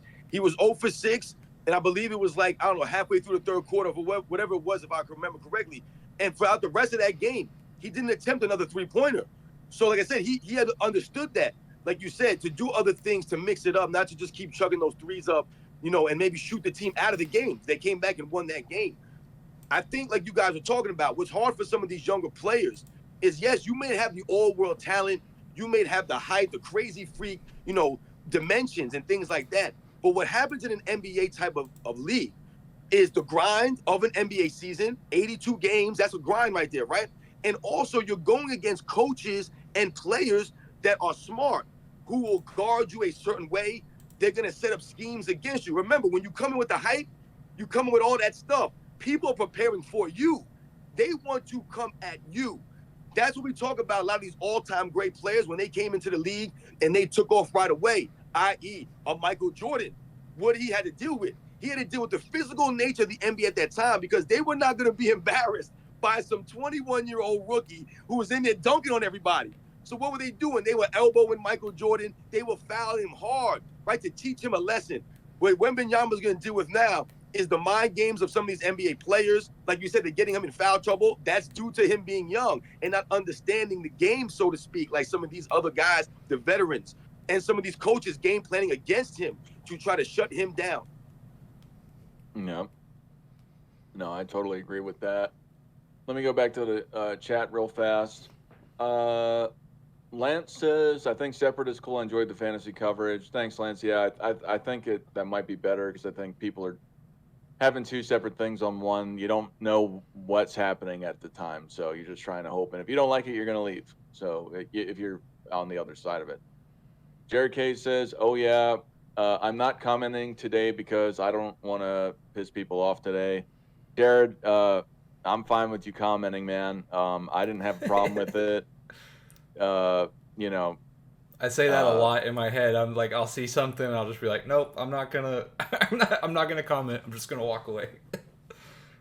Yeah, I mean, I think that partially for me, because we went down that Bill Russell rabbit hole, I probably should have kept it going more on what the subject was about. But no, you're fine, man. Keep doing you. Lance says, I have to do some shopping and stuff. We're trying to stay to support the channel. Anyway, great show, guys, but I'm going to head out soon. Peace. Lance says, laughing out loud, Jared. Thank you, Lance. Thank you for being a member and supporting the channel in general. I hope you have a great day, and I hope you win your fantasy game today. But yeah, what are some topics that you guys want to talk about with the modern NBA? Since I've been asking questions, you guys have any other questions? I know Nick, or for the panel, I know Nick, you brought up the Wembanyama thing. Is there anything on the top of your mind about the state of the current NBA that you'd like to talk about? I would like to say one thing. Being a Mavs fan in the 90s was really hard, right? Even as a kid, I just knew we sucked really bad. And we got Dirk, and one of the things I think having Dirk made me realize is like, it's not every day you get to see like just greatness, right? Or just even be associated with it or have it on your team. And, we got Luka right after Dirk. And, there's just a part of me that says like, I love basketball, right? And I love getting into it and hyped about it. But like, sometimes it really is sort of crazy to just watch these guys do what they do. And right, not just Dallas and Luka and Dirk, but everyone, right? Like, even the average basketball player is so good beyond any imagination you think you could think of, right? That the average guy you don't even know on a roster, right? That when these guys do, like Dirk or Luka or Giannis or Durant or even LeBron, right? Just watch and enjoy it at some point, right? Like, it's crazy what some of these guys can do. Sometimes it's unreal, right? And just what made me think about is just Luka. He's just had 2 crazy games, right? And it's just, you just sometimes got to be like, man, these guys are just, it's crazy what some of these guys can do, right? Just enjoy the game and watch it. And like, it's just, that's the only thing I don't know why I've been stuck on that, but it's just like, Dirk was everything, right? And even Luka is like a level above that so far. And it's just been, you know what I mean? I'm just enjoying it, right? So that was like my 2 cents I've been thinking about after that Brooklyn game. I was just, you know what I mean? It was just like, what do you do other than just shake your head and say, wow? Absolutely. For me, it's kind of like, obviously Wembanyama hasn't done too much in the league, but I'm so excited. I watched the first game. No, I haven't seen I've just seen the highlights because I think tomorrow is the first game that they have on HBO Max for the Spurs. So I'm going to watch that. But I'm excited, man. I've seen the highlights, and he looks like a monster. And I'm just trying to enjoy the moment. And even with LeBron James, I'm trying to enjoy the moment with LeBron James as well. For me, I have him as a top 10 player of all time. So, even though I am critical of some things that he has done and everything like that. But I'm gonna miss him when he goes. I know that I think it was Nick, we were talking about it. You just love to hate LeBron. But almost out of respect because he's so good. You know what I mean? Like, that's what I'm saying. Like, even when I say I love to hate him, it's because he is so good, right? That I'm kind of cheering against him in a way because he's like already so high. Like, it's not like I'm rooting against the 12th guy on the bench. I don't care about that guy, right? But I love to hate LeBron. He also invites a lot of it, so it's kind of a equal back and forth. But yeah, like even with LeBron, right? Like, it just enjoy it, right? Like, even as much as you may not like this guy or hate his off the court stuff, which I don't agree with all of it, right? But it's just enjoy the moment. Like, some of these guys are doing, like, you guys know who Jimmy High Roller is? That basketball channel. It's like really popular. He did something last year about how like the top 6 guys for the MVP, like halfway through the year, were averaging 30 points per game, right? Like, there's you can maybe not like Ayers or Styles, but like there's still some incredible things we're watching right now with guys reaching like new heights. We thought on average, right? Like, there's so many guys who are just so good. I feel like it's just fun to watch. Absolutely. Is there anybody that you like to watch that you enjoy the moment with, Robin, with the NBA right now? I wouldn't really say that I have a favorite player per se, or someone that I like to always watch. It's hard for me, man, because over the last I don't know, 4, 5, 6 years or so, the NBA has gotten really bad, man. We got the load management rules, we got the rules, for the flopping. We got all these kinds of weird things going on in the NBA. We've talked about how no one really plays defense anymore, and then people will point to the rule changes. Like, they use it as an excuse. So what they'll say is like, oh, well, how are these guys supposed to play defense because they changed the rules? But we don't just talk about that. It's the effort. It's the effort that's not there for a lot of these guys, right? The effort's not there. The effort has nothing to do with the rules. So for me, when Nick is talking about, we have to appreciate these guys and what these guys are doing. This is what we're talking about. And when they tear down the errors of the past, when they tear down Michael Jordan's 90s and Magic Johnson, Larry Bird's 80s, these guys are doing it. It's the people from this time right now. They're tearing down everybody back then. So when he's saying these things, this is what we're talking about. All the incredible, crazy things that we saw Charles Barkley do, and Karl Malone, and John Stockton, and even the lesser guys. The NBA back in those days, these teams that we talked about, these were teams that were 7, 8, 9, 10 guys deep. 10 guys deep. These guys had rotations. These guys had roles. These guys had jobs that they did. That was the NBA back in them days. It's no different than it is now. Problem is now is that we don't have the same level of respect for these guys. So when we want to talk good about them, the problem is when you hear them speak on the TV, what are they doing? They're speaking nice about Luka Doncic and these other guys at the expense of the older generation. Because what will they do? Luka Doncic will be 1 year into his career, 2 years into his career. They're already comparing him against guys who have been retired and been Hall of Famers, who have been established legends. We're comparing them to these guys right away. That's the problem with the LeBron James thing. Immediately, he was being compared to Michael Jordan. They never compare him to Kareem Abdul-Jabbar. They never compare him to Kobe or Magic or Bird or any of these other guys in a public forum. I've never seen it. It was all of a sudden he's as great as Michael Jordan.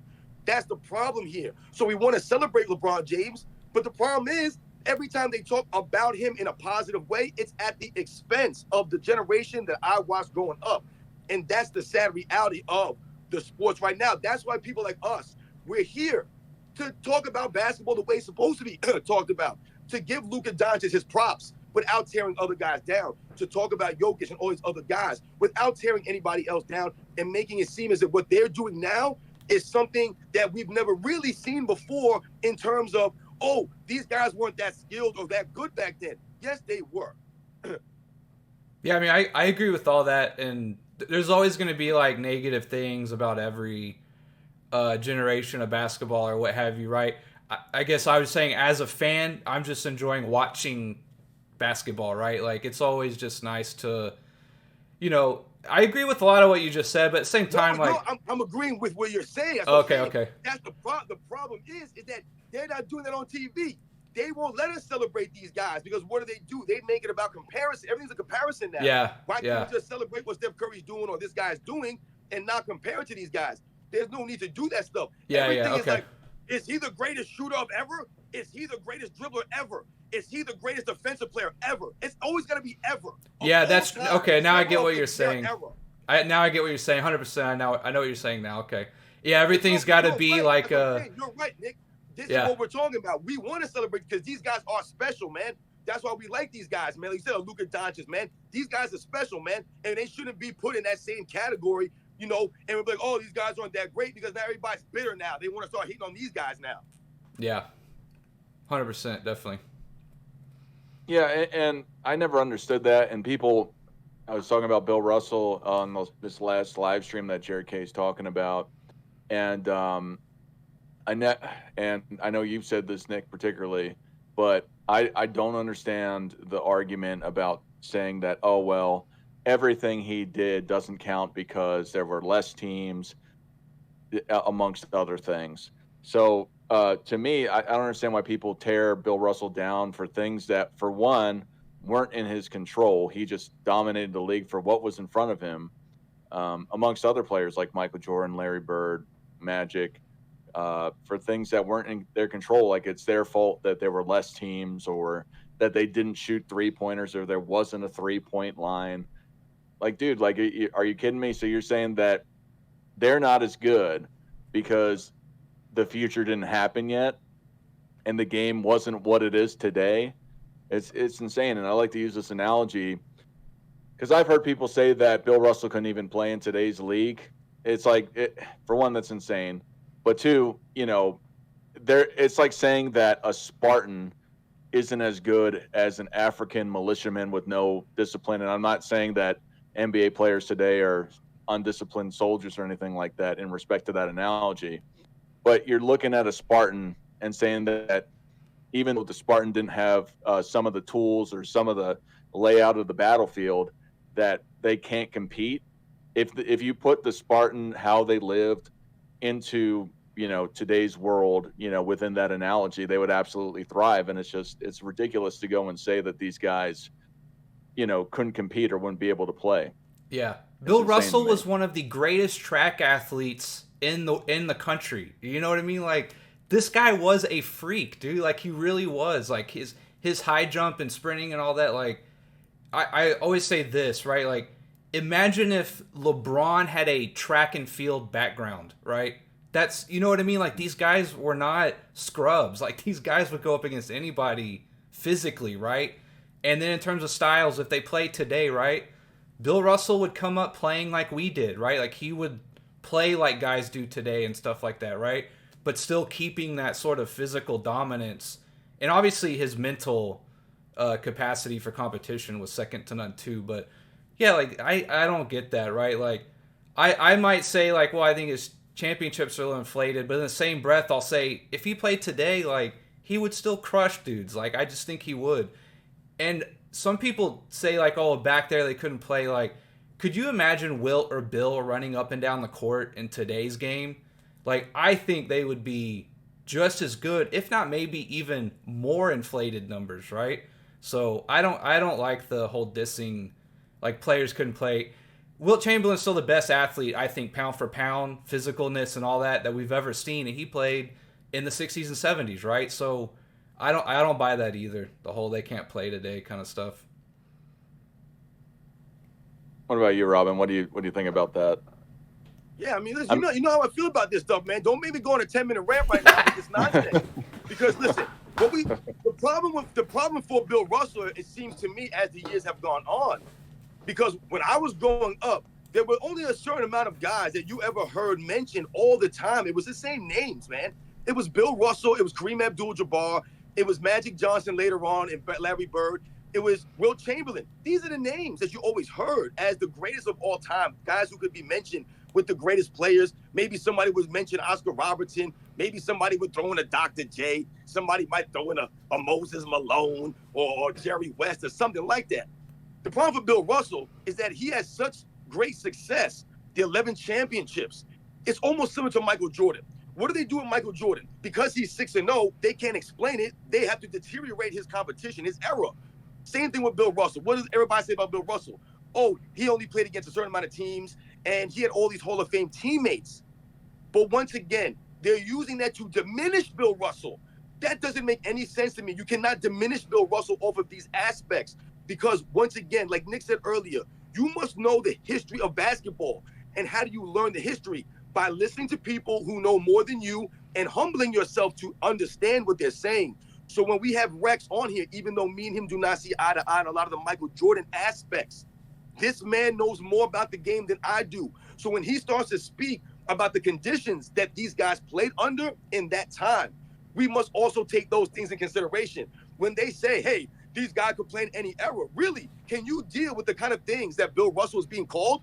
Do we know about the racial things that were going on when he played, the things that were being said to him? When guys today get upset and have people removed from the stadiums, could you imagine what they were dealing with, the threats that these men had to deal with, the sneakers that they wore?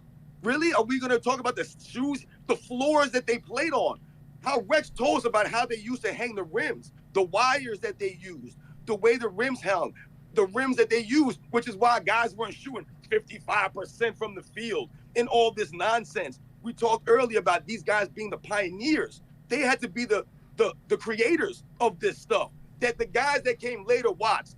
So they didn't have anybody to watch. We talk about Bob Cousy. People talk about Bob Cousy, who played with Bill Russell, and they'll knock him for not being able to dribble. This man was a wizard. If you see what he was doing, where did he learn that from? Who did he learn that from? He was a pioneer of these things. He was the pioneer. I hate when people try to make it seem it's because Bill Russell played back in those days. Because what also did Rex teach us? That because there weren't as many teams, they were more condensed. There were more stars on each team because there were less teams. We must take all these things when we have discussions and we rank these guys. And people say, oh, he could play in that era, but he couldn't play today. They're just not as skilled. You know, Bill Russell wouldn't know what to do. Are you kidding me, man? Bill Russell wouldn't know what to do? He's Bill Russell, man.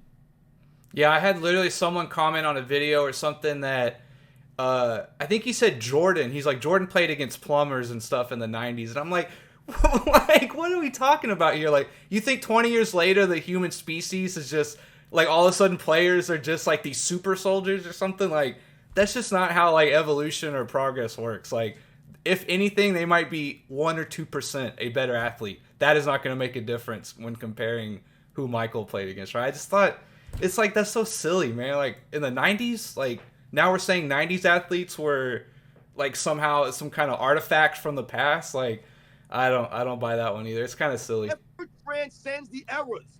Effort. It's the effort that we always point to today. Yeah. These guys gave effort consistently. Yes, did guys take off plays? Were guys lollygagging? Yeah, absolutely. It's not 100%, but it was the absolute effort that they had consistently that the current transcends all these eras. Yeah, these guys play differently. They have different heights, different weights, different play styles. But the effort that these men give, when we talk about heart, the heart inside of you, it doesn't matter if it's the 40s or the 50s or the 2010s. Where's the effort? Where's your heart at, man? Those guys had heart. Yeah, absolutely. And not to piggyback too long, but right on the money. And I just, especially when you talk about Cousy, when they say, oh, well, he can only dribble one hand with his left hand. And another thing that I know that you know, but it was just the rules then. That's how you had to dribble. You couldn't dribble like they do today, where they carry the ball every 3 seconds. You couldn't even cross over, I think, for a while there. You know what I mean? Like, so that's something I learned recently, was like you couldn't even cross over at one point. It was considered like you weren't supposed to do it, or as a taboo, or as illegal. So like that's why they dribbled like that, right? It was a totally north and south game, right? Today's game, they play a lot of east and west. You know, a lot of the game back then was a lot of north and south. Like, we're going straight to the basket, and there's, you know, anything in between that is something we're not really worried about. Absolutely. Let me get back to some of the comments real fast. Mike Israel says, Ayana, Kate Cunningham looks more comfortable as opposed to his first 3 seasons. Detroit's also playing with fire. King Bree says, Mike, who's your team? I'm an old school Magic fan. Jordan's still my guy. I know send his Mike says, I don't have a team. Ayana says, I think Luka's going to have a strong case for league MVP when the season ends. Mike says, exactly. So far, so good with them. Oh, he invites a whole lot of it. I think that was something we were talking about. Ayana says, Luka is making professional ballers look like high school freshmen right now. Yeah, we're talking about fantasy points. He has the highest average right now. Not total, but average. Like 77 for a game. Like, for fantasy, that's nuts. Absolutely. King Breeze says, see, the problem is with Luka, did that last season, came out the gate swinging. Oh, no, what am I doing? Yeah, I also mentioned that is that I hope Kyrie, in the long run this year, one thing he does is take a little bit of that minutes and pressure off Luka. We need them going healthy and rested into the playoffs, not on fumes where Luka's tried to like be a one-man horse and just everyone's trying to ride him. This year I think will be a lot different. I'm hoping, right, that there's a lot more things we can do now with some of the guys we got, mainly Kyrie. Hopefully he can sort of take that pressure off a little bit. You know what scares me about Kyrie, man, with Luka, man, is Kyrie, we never question his ability, what he can do, his ability to be clutch in late games, his skill set. It's the mental part with him, man. It's his mind, man. Is he really going to be there? Like you said, is he going to be in there 100% towards the end of the season? Is he going to be in there, dialed in, ready to go on a playoff push, to try to win a championship? Because this is it. This dude's playing with the primetime Luka Doncic, man, that's playing at his peak. This is the years. These are the years where Luka needs to win an MVP, like someone said in the comments, that he could probably win an MVP this season. That's what they need, a consistent all-year performance from this guy, and Kyrie Irving needs to be mentally involved, man. I agree. Ayana says, King Breeze says, thank you. The disrespect of the legends is sickening. Ayana says, fair point, King Breeze. Personally, I think Kyrie will be traded at some point this season, just a feeling. You guys think that's going to happen? Say it one more time, sorry. Will Kyrie get traded this season? Oh, no. Listen, they would have to be it would have to be a barn burning down type scenario. Just flames all around. Like just bad stuff going on, man. Kyrie Irving, like some weird injury that he's like a Kawhi Leonard type of situation. He's just not coming back from an injury or something, and he's mentally checked out. He ain't getting along with somebody's roommate. I don't know, man. It would have to be a bad scenario. Listen, I see the Dallas Mavericks. They can win a championship, man. They got the talent, man. They can do it. Are they going to? It's going to be tough. But if everything went right, if Kyrie Irving is Kyrie Irving and Luka Doncic is Luka Doncic and the pieces around them, guys like Tim Hardaway Jr., that guy, you never know what you're going to get with Tim Hardaway. He put up 30 points one game, then he'll put up 10. But if these guys can follow their lead, they can have a chance to do something. Yeah, we just signed Kyrie 2 years, third player option. So this year, I don't think so. It would have to be the absolute worst case, the house is on fire scenario, which I don't think is going to happen. Next year, maybe, you never know. Maybe they want to get off his contract or something like that, or what have you. But I don't think he's going anywhere. We got him for a reason. That's because we needed someone else like that next to Luka, and he was the guy who was available. He fits the need in terms of that, and so I think it makes Luka happy. So I don't think he's going anywhere. Yep. Yeah, I don't think he'll go anywhere either, even if they don't make the play-in like I've predicted. But... Yeah, when Dallas re-signed him this offseason, they were like, we're going with we know the risk, we've weighed it, we're going with this. So. Yeah. King Breeze says, Ayana, exactly. I'm not a fan of them two together, even though they both can play off ball and they can make it work. I just don't see 50 wins with them. King Breeze says, thank you, sir. Bill Russell won 8 straight titles. He smoked cigarettes at halftime. He won as a player coach. He couldn't sleep in certain hotels. Defensive win shares, his spot is safe. That is true. There's a lot of records. There's some records talk about that won't be broken. Defensive win shares, he's got an amazing lead on second place, which is Tim Duncan, right? Mm-hmm. Yeah, it's a pretty big difference too. So that one might never be broken. And Tim Duncan has a huge lead on number 3. It's just way far out there. Ayana says, I agree at times it looks like Kyrie is just standing around and doesn't know what to do. It's unfortunate. I'm a huge Kyrie fan, but it's clearly Luka's team and they should build around him. King Breeze says, Bill Russell, Michael Jordan, Kareem, the only 3 players in NBA history with at least 5 MVPs and 5 championships. The only 3. Exactly, but people say that Bill Russell, even though he played less time than Kareem, and Kareem came at the end of his career. But again, we were talking about what's the difference between 10 years or 20 years. You know what I mean? Yeah. So, dude, you look at some of the guys back in the day, they look even more in shape, or more like some of those guys even look, They were real men back in the day, man. like they look like they could run 8 miles and not break a sweat. Like it's crazy. Yeah, man.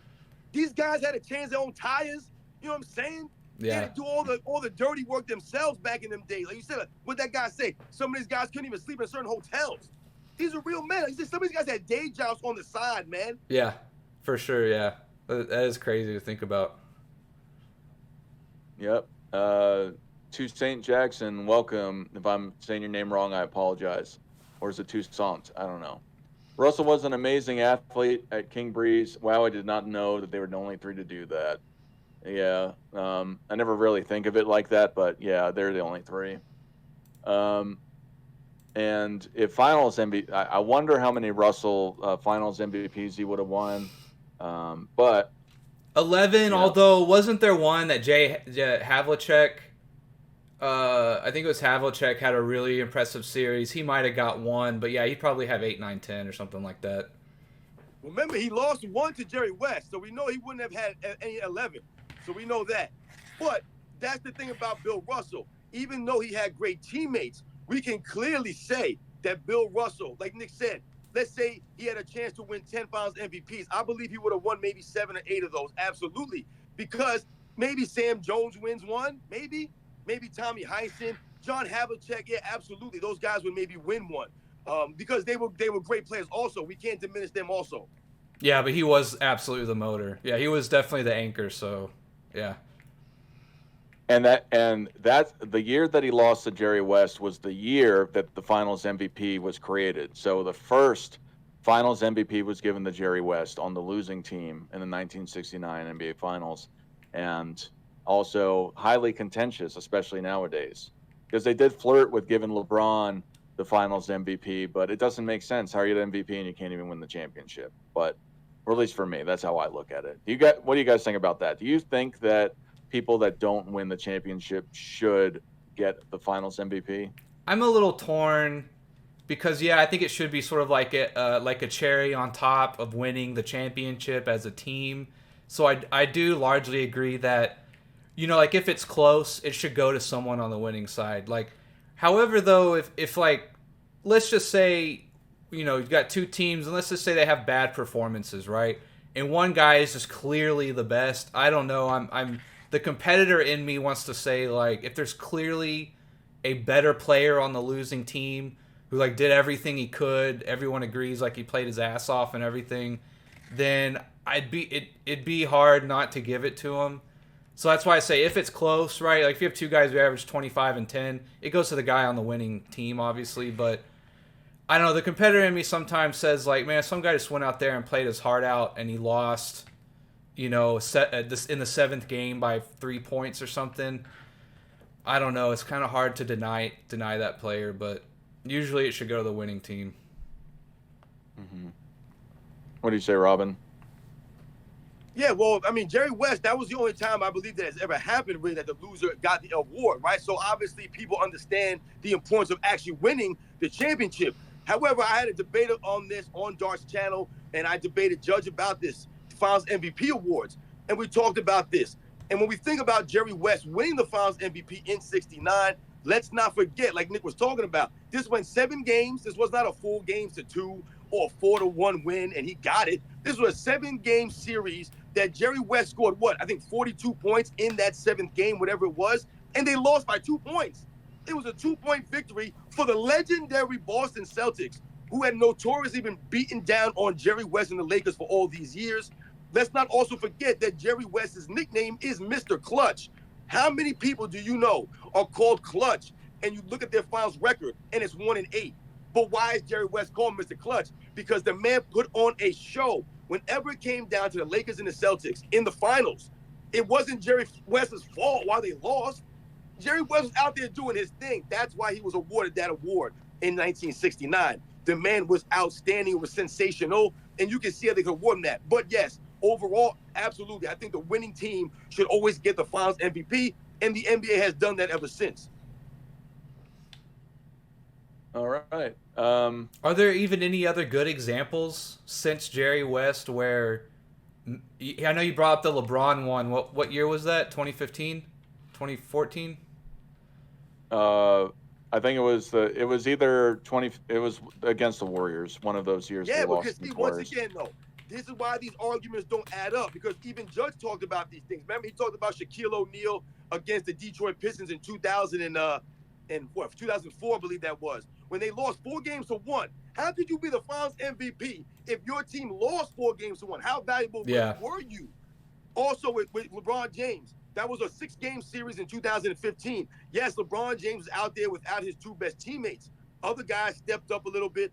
Yeah, LeBron James played. But when LeBron James needed to win the game, to hit some game winners, to be Mr. Clutch like a Jerry West, he was not able to push it to a 7th game. So I believe that's why I would never go to someone. You have to at least be in a 7-game series to me. And it has to be a close game. And you have to play you have to definitely play head and shoulders against everyone else on the winning team. And like he said, it's got to go 7. It's got to be close. You got to be everyone's got to be saying man, I feel for that guy who lost. Because he obviously came to play and win a ring. It was unfortunate his team didn't win, but he was easily the best player or something. A lot of dominoes, I think, have to fall for it to happen. And it's just kind of hard, in a championship, right? What are the odds that a winning team doesn't have a star player who puts up good numbers and wins in a 7-game series, right? There's just so many things that has to happen for it to be even possible that it's just hard to get those things to line up. But I think it is reasonable or possible if those things happen that a losing player can get the finals MVP. It's just got to be just really hard to meet that standard. Yeah. I honestly, you guys remember when Tim Duncan hit that shot? He banked that shot in it, right? And then what? Derek Fisher turned around and hit the shot with 0.4 seconds. Let's say that was the end of an NBA Finals, for example, and your team lost that way. And you're like, you know what, man? Tim Duncan was really, man, the MVP of that series. Even though his team just lost on a 0.4 second shot in the finals, we'll give it to Tim Duncan. I can see that happening. Yeah. And I can't think of anything like that was that close. What about the '87 finals with the Magic Johnson Baby Skyhook? Do you know how many games that was? Was that 7 games for that clutch shot? I want to say that was 6. Yeah, it might have been 6 games. I can't remember. That's a good question. Because that's one of those last minute shots that if it was Game 7, that maybe Larry Bird could have got it or something. But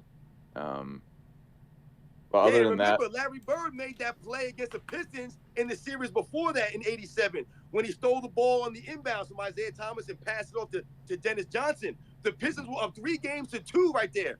And if they get that inbounds, they go to the finals that season. Larry Bird, man, coming through, man. Yeah. You're looking it up, Nick? I'm trying to. I think it was 85? I think it's 87. 87. Iona says Allen Iverson was also a great 2-sport athlete, ranked higher than Peyton Manning. Quarterback spot. King Breeze says, I'm not trying to be funny, but I had a dad and my uncles who watched these guys, who always had high respect for what those players did. Bill Russell should get more love than he gets to me. King Breeze says, Iona, most athletes excelled at 2 sports, but Russell was a top athlete in the world.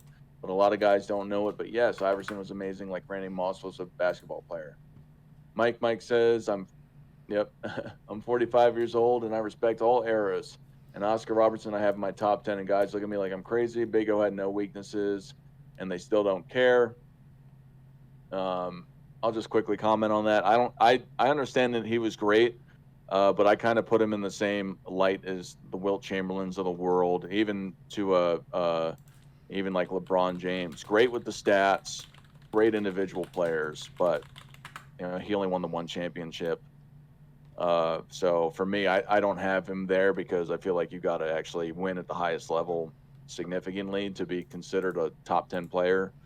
Do you guys feel the same way about that, or how do you feel about top 10? Well, yeah, man. For me, listen, my top 10 is very different than a lot of people's top 10.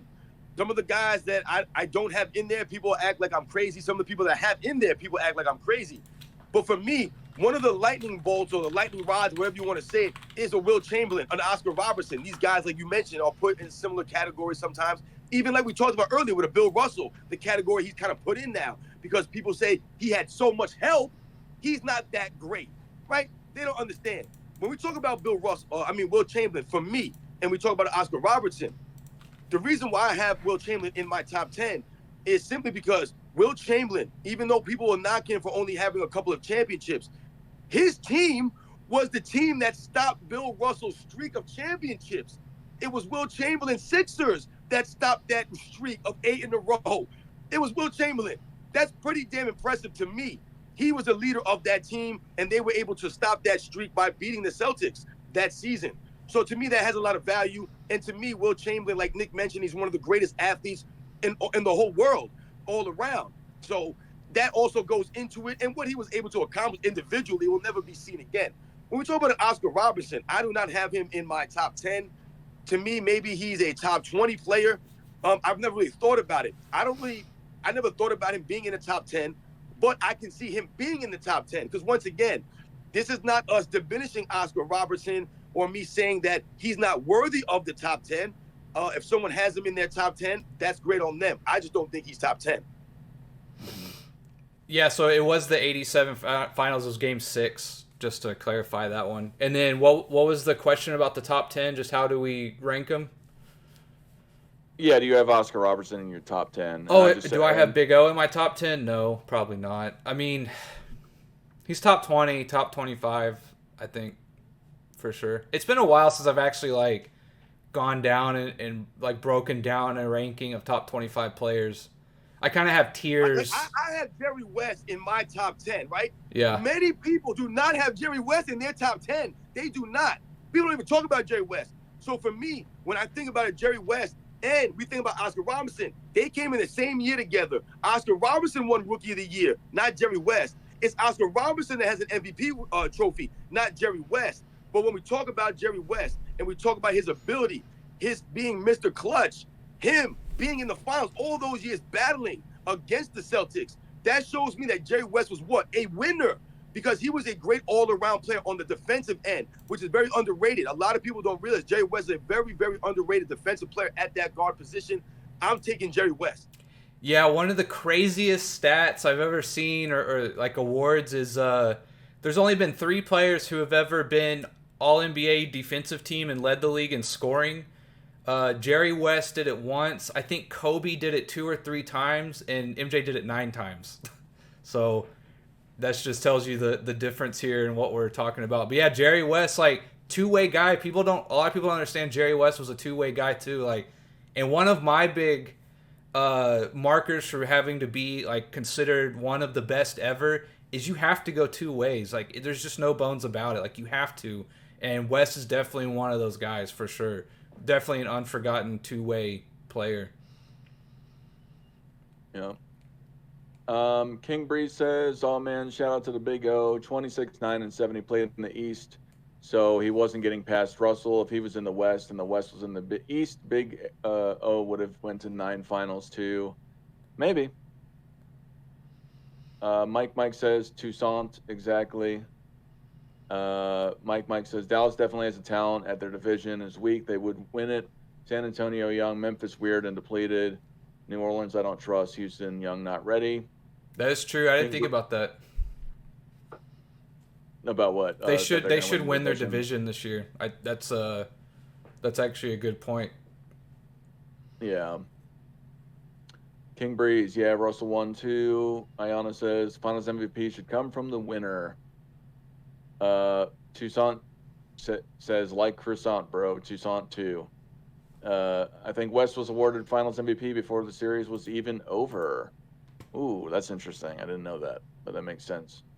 If there was a 3-point line, West would have one more ring, maybe, if I remember correctly. I just don't like how Wilt quit on his team in Game 7 of the finals. That kind of turned me off. Yeah, another thing that is definitely a smear. I wouldn't say he quit. I mean, he's talked about it in interviews that he was legit hurt. And he thought Russell calling him out in public about it was dirty. And it actually ruined their friendship for a while. I mean, and like, I don't know, maybe he wasn't hurt. Maybe who knows what actually happened. He claims he was hurt. He got pulled out because he was hurt. You know, Well, what do you guys? these guys' personalities, these guys have personalities. We can say the same things about Kareem Abdul-Jabbar to an extent. I remember growing up, and like I said earlier, people who were considered the greatest of all time, a lot of people did not like Kareem Abdul-Jabbar. They had bad things to say about him, and we've all heard bad stories about Wilt Chamberlain and some of the things that he's done. I've heard about him spitting on people before and things like that. Damn. So yes, yeah, some of these guys. That was actually Kareem Abdul-Jabbar that told that story about Wilt Chamberlain spitting on a guy in an elevator. They were together, and the guy asked him, "What's the weather like up there?" And he spit on the guy and said, "It's raining."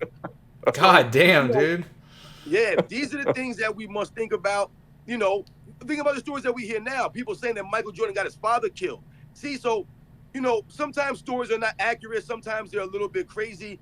But some of these guys have personalities. And Wilt Chamberlain, that's part of the reason why a lot of people don't have him ranked that highly. It's personal. Yeah, the more I think about it, like Phil Jackson, his greatest attribute was not the triangle offense, but it was managing egos. You think about the guys he won with. Jordan, remember Pippen sat himself out of a game at the last second because the play wasn't drawn up for him. Dennis Rodman, Kobe and Shaq. I mean, this guy, looking back, it's I don't know how he controlled these guys or kept them. The Zen. Yeah, dude, he really is the Zen master. Looking back, I'm that is in the NBA. You got to realize we're talking about guys making millions of dollars. They get all the attention. We're talking about egos. That is definitely one of the biggest things between college and the pros. Everyone has an ego, man. These are the best in the world, and if a coach can control egos, that's a big part of it, right? Getting guys to just stay focused and play the game, and don't get distracted, right? That's really hard to do with guys like this. Yeah, absolutely. And that's one thing that I think is often not considered when people talk about these coaches and just managers in general, is that it's not about a playbook. If anybody, I just think it's ignorant. I'm not trying to sound mean about it, but if people just think, Phil Jackson won because he instituted the triangle offense with Tex Winter, that's very face value stuff. That's the tip of the iceberg, and that really has nothing to do with them actually winning, in my opinion. It has to, like you're saying, it has to deal with how he was able to mesh the team together with their sage sessions or whatever. But being able to get those guys all on the same page to win. God, yeah, he didn't just manage some egos. He managed some of the biggest egos we've seen, good or bad, right? It's just what a cast of characters he's looked over the years. Yeah. What do you think about Phil Jackson, Robin? Yeah, absolutely, man. Phil Jackson's big time, man. Like you said, I've done videos all about this, and I've said the same things. His biggest strength was his ability to manage these guys, right? To understand what they needed, allowing Dennis Rodman to go to Vegas. Who does these things, man? This is Phil Jackson. But you know why he could do that? Because he had Michael Jordan. He had a great guy there, a leader, right? His best player was his best leader. That's not often the case. Not oftentimes is your best player necessarily your best leader. And this guy was a fantastic leader, and Phil Jackson was allowed to bring all these things in, man. And like you said, he knew how to handle these guys. He knew what they needed to hear, right? He knew how to massage these guys. Absolutely, man. Phil Jackson. I mean, when we think about Shaquille O'Neal, Kobe Bryant, unfortunately, he wasn't able to get them to stay together longer. Just them staying together that long was probably a lot of work by him to do that. A lot of these guys in that organization, because we see what Shaquille O'Neal thinks about himself these days. Shaquille O'Neal talks very highly of himself whenever he speaks about his career. I'm the most dominant ever. I'm the most dominant. No one's more dominant than me. They should not mention anybody else but me. I'm the greatest. When you hear Kobe Bryant speak, he's a little more humble. I will not say that I'm better than Michael Jordan. I won't say I'm greater than Michael Jordan. Right? So he had to manage these things. But Kobe always thought that he was better than Shaq. Yeah, for sure. Taj says all defensive teams didn't start until Jerry West was 32. Even more impressive. Yep. Phil Jackson had his players meditating. The GOAT coach. So yeah, we've been here for about 2 hours. I'd say it's time we shut it off. I want to thank you guys for coming. Check out Nick's channel, NMB Sports, if you like what he had to say. Robin with Sports and Fitness Rants has a channel as well. Go check them out if you're new to the chat. And I want to thank you, chat. Toussaint, Ayana, Taj, Jared K, Lance, amongst others. Thank you for chatting. W Stream Peace, y'all. Ayana, thank you. But yeah, Michael Jordan fans are the best.